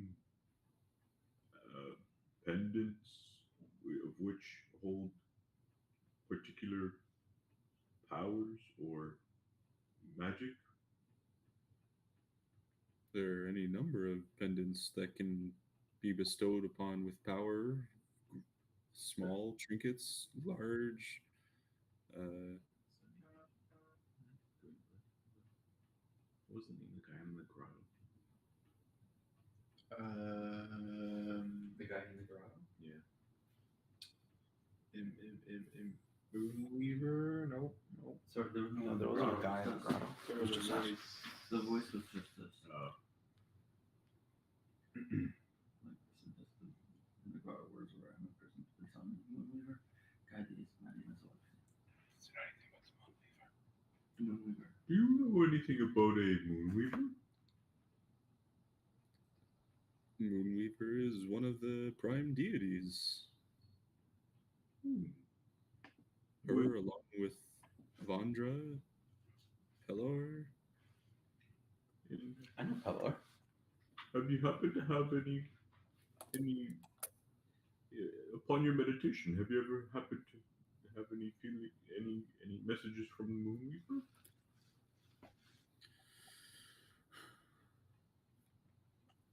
My visions don't tend to come from a particular deity in that essence. It is more a feeling or a generalization of things to possibly come. If you'd wish to come back this evening, I can guide you in a meditation, so maybe you can have a vision yourself. If Oh, I would very much like that.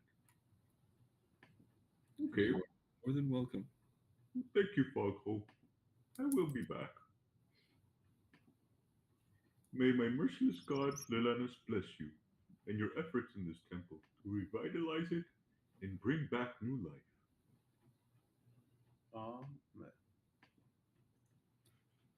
Thank you very much. Goodbye. Goodbye, friend. And I'll make my way back to the infirmary. Okay. So easy enough. You make your way back to the town square, across to the infirmary. And I just quickly want to check to see if Nadine has passed. Yeah. Easy enough. You walk in, and the same cot where she was is now empty. And you asking around, she did pass. Okay. I'll take a moment to pray for her. And then I'm going to make my way to the barracks and start to train with my axe. Okay. So yeah, easy enough. You go, you find a sparring match. Go ahead and just give me Right about there. a.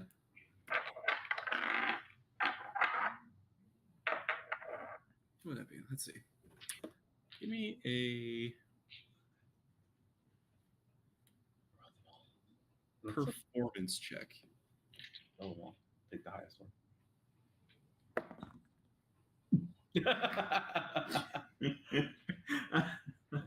With advantage? With advantage. That is a hold on. Wait, explain to him why. Wait. Explain to him why it would be advantage because it's your second time working with the axe and you're a little bit more proficient now. No, it's not. Yeah, that's a nat one. Okay. How long do you want to spend working on it? I'm gonna spend up until my next prayer break, which would be at dusk. Okay. So I'd say you have 4 hours ish. Okay. Or no, it's 1 o'clock. You went prayed for an hour. Okay, so it's about 2. So you got like 3-ish hours of training. I was gonna cut the time down depending on how high you rolled this that one. So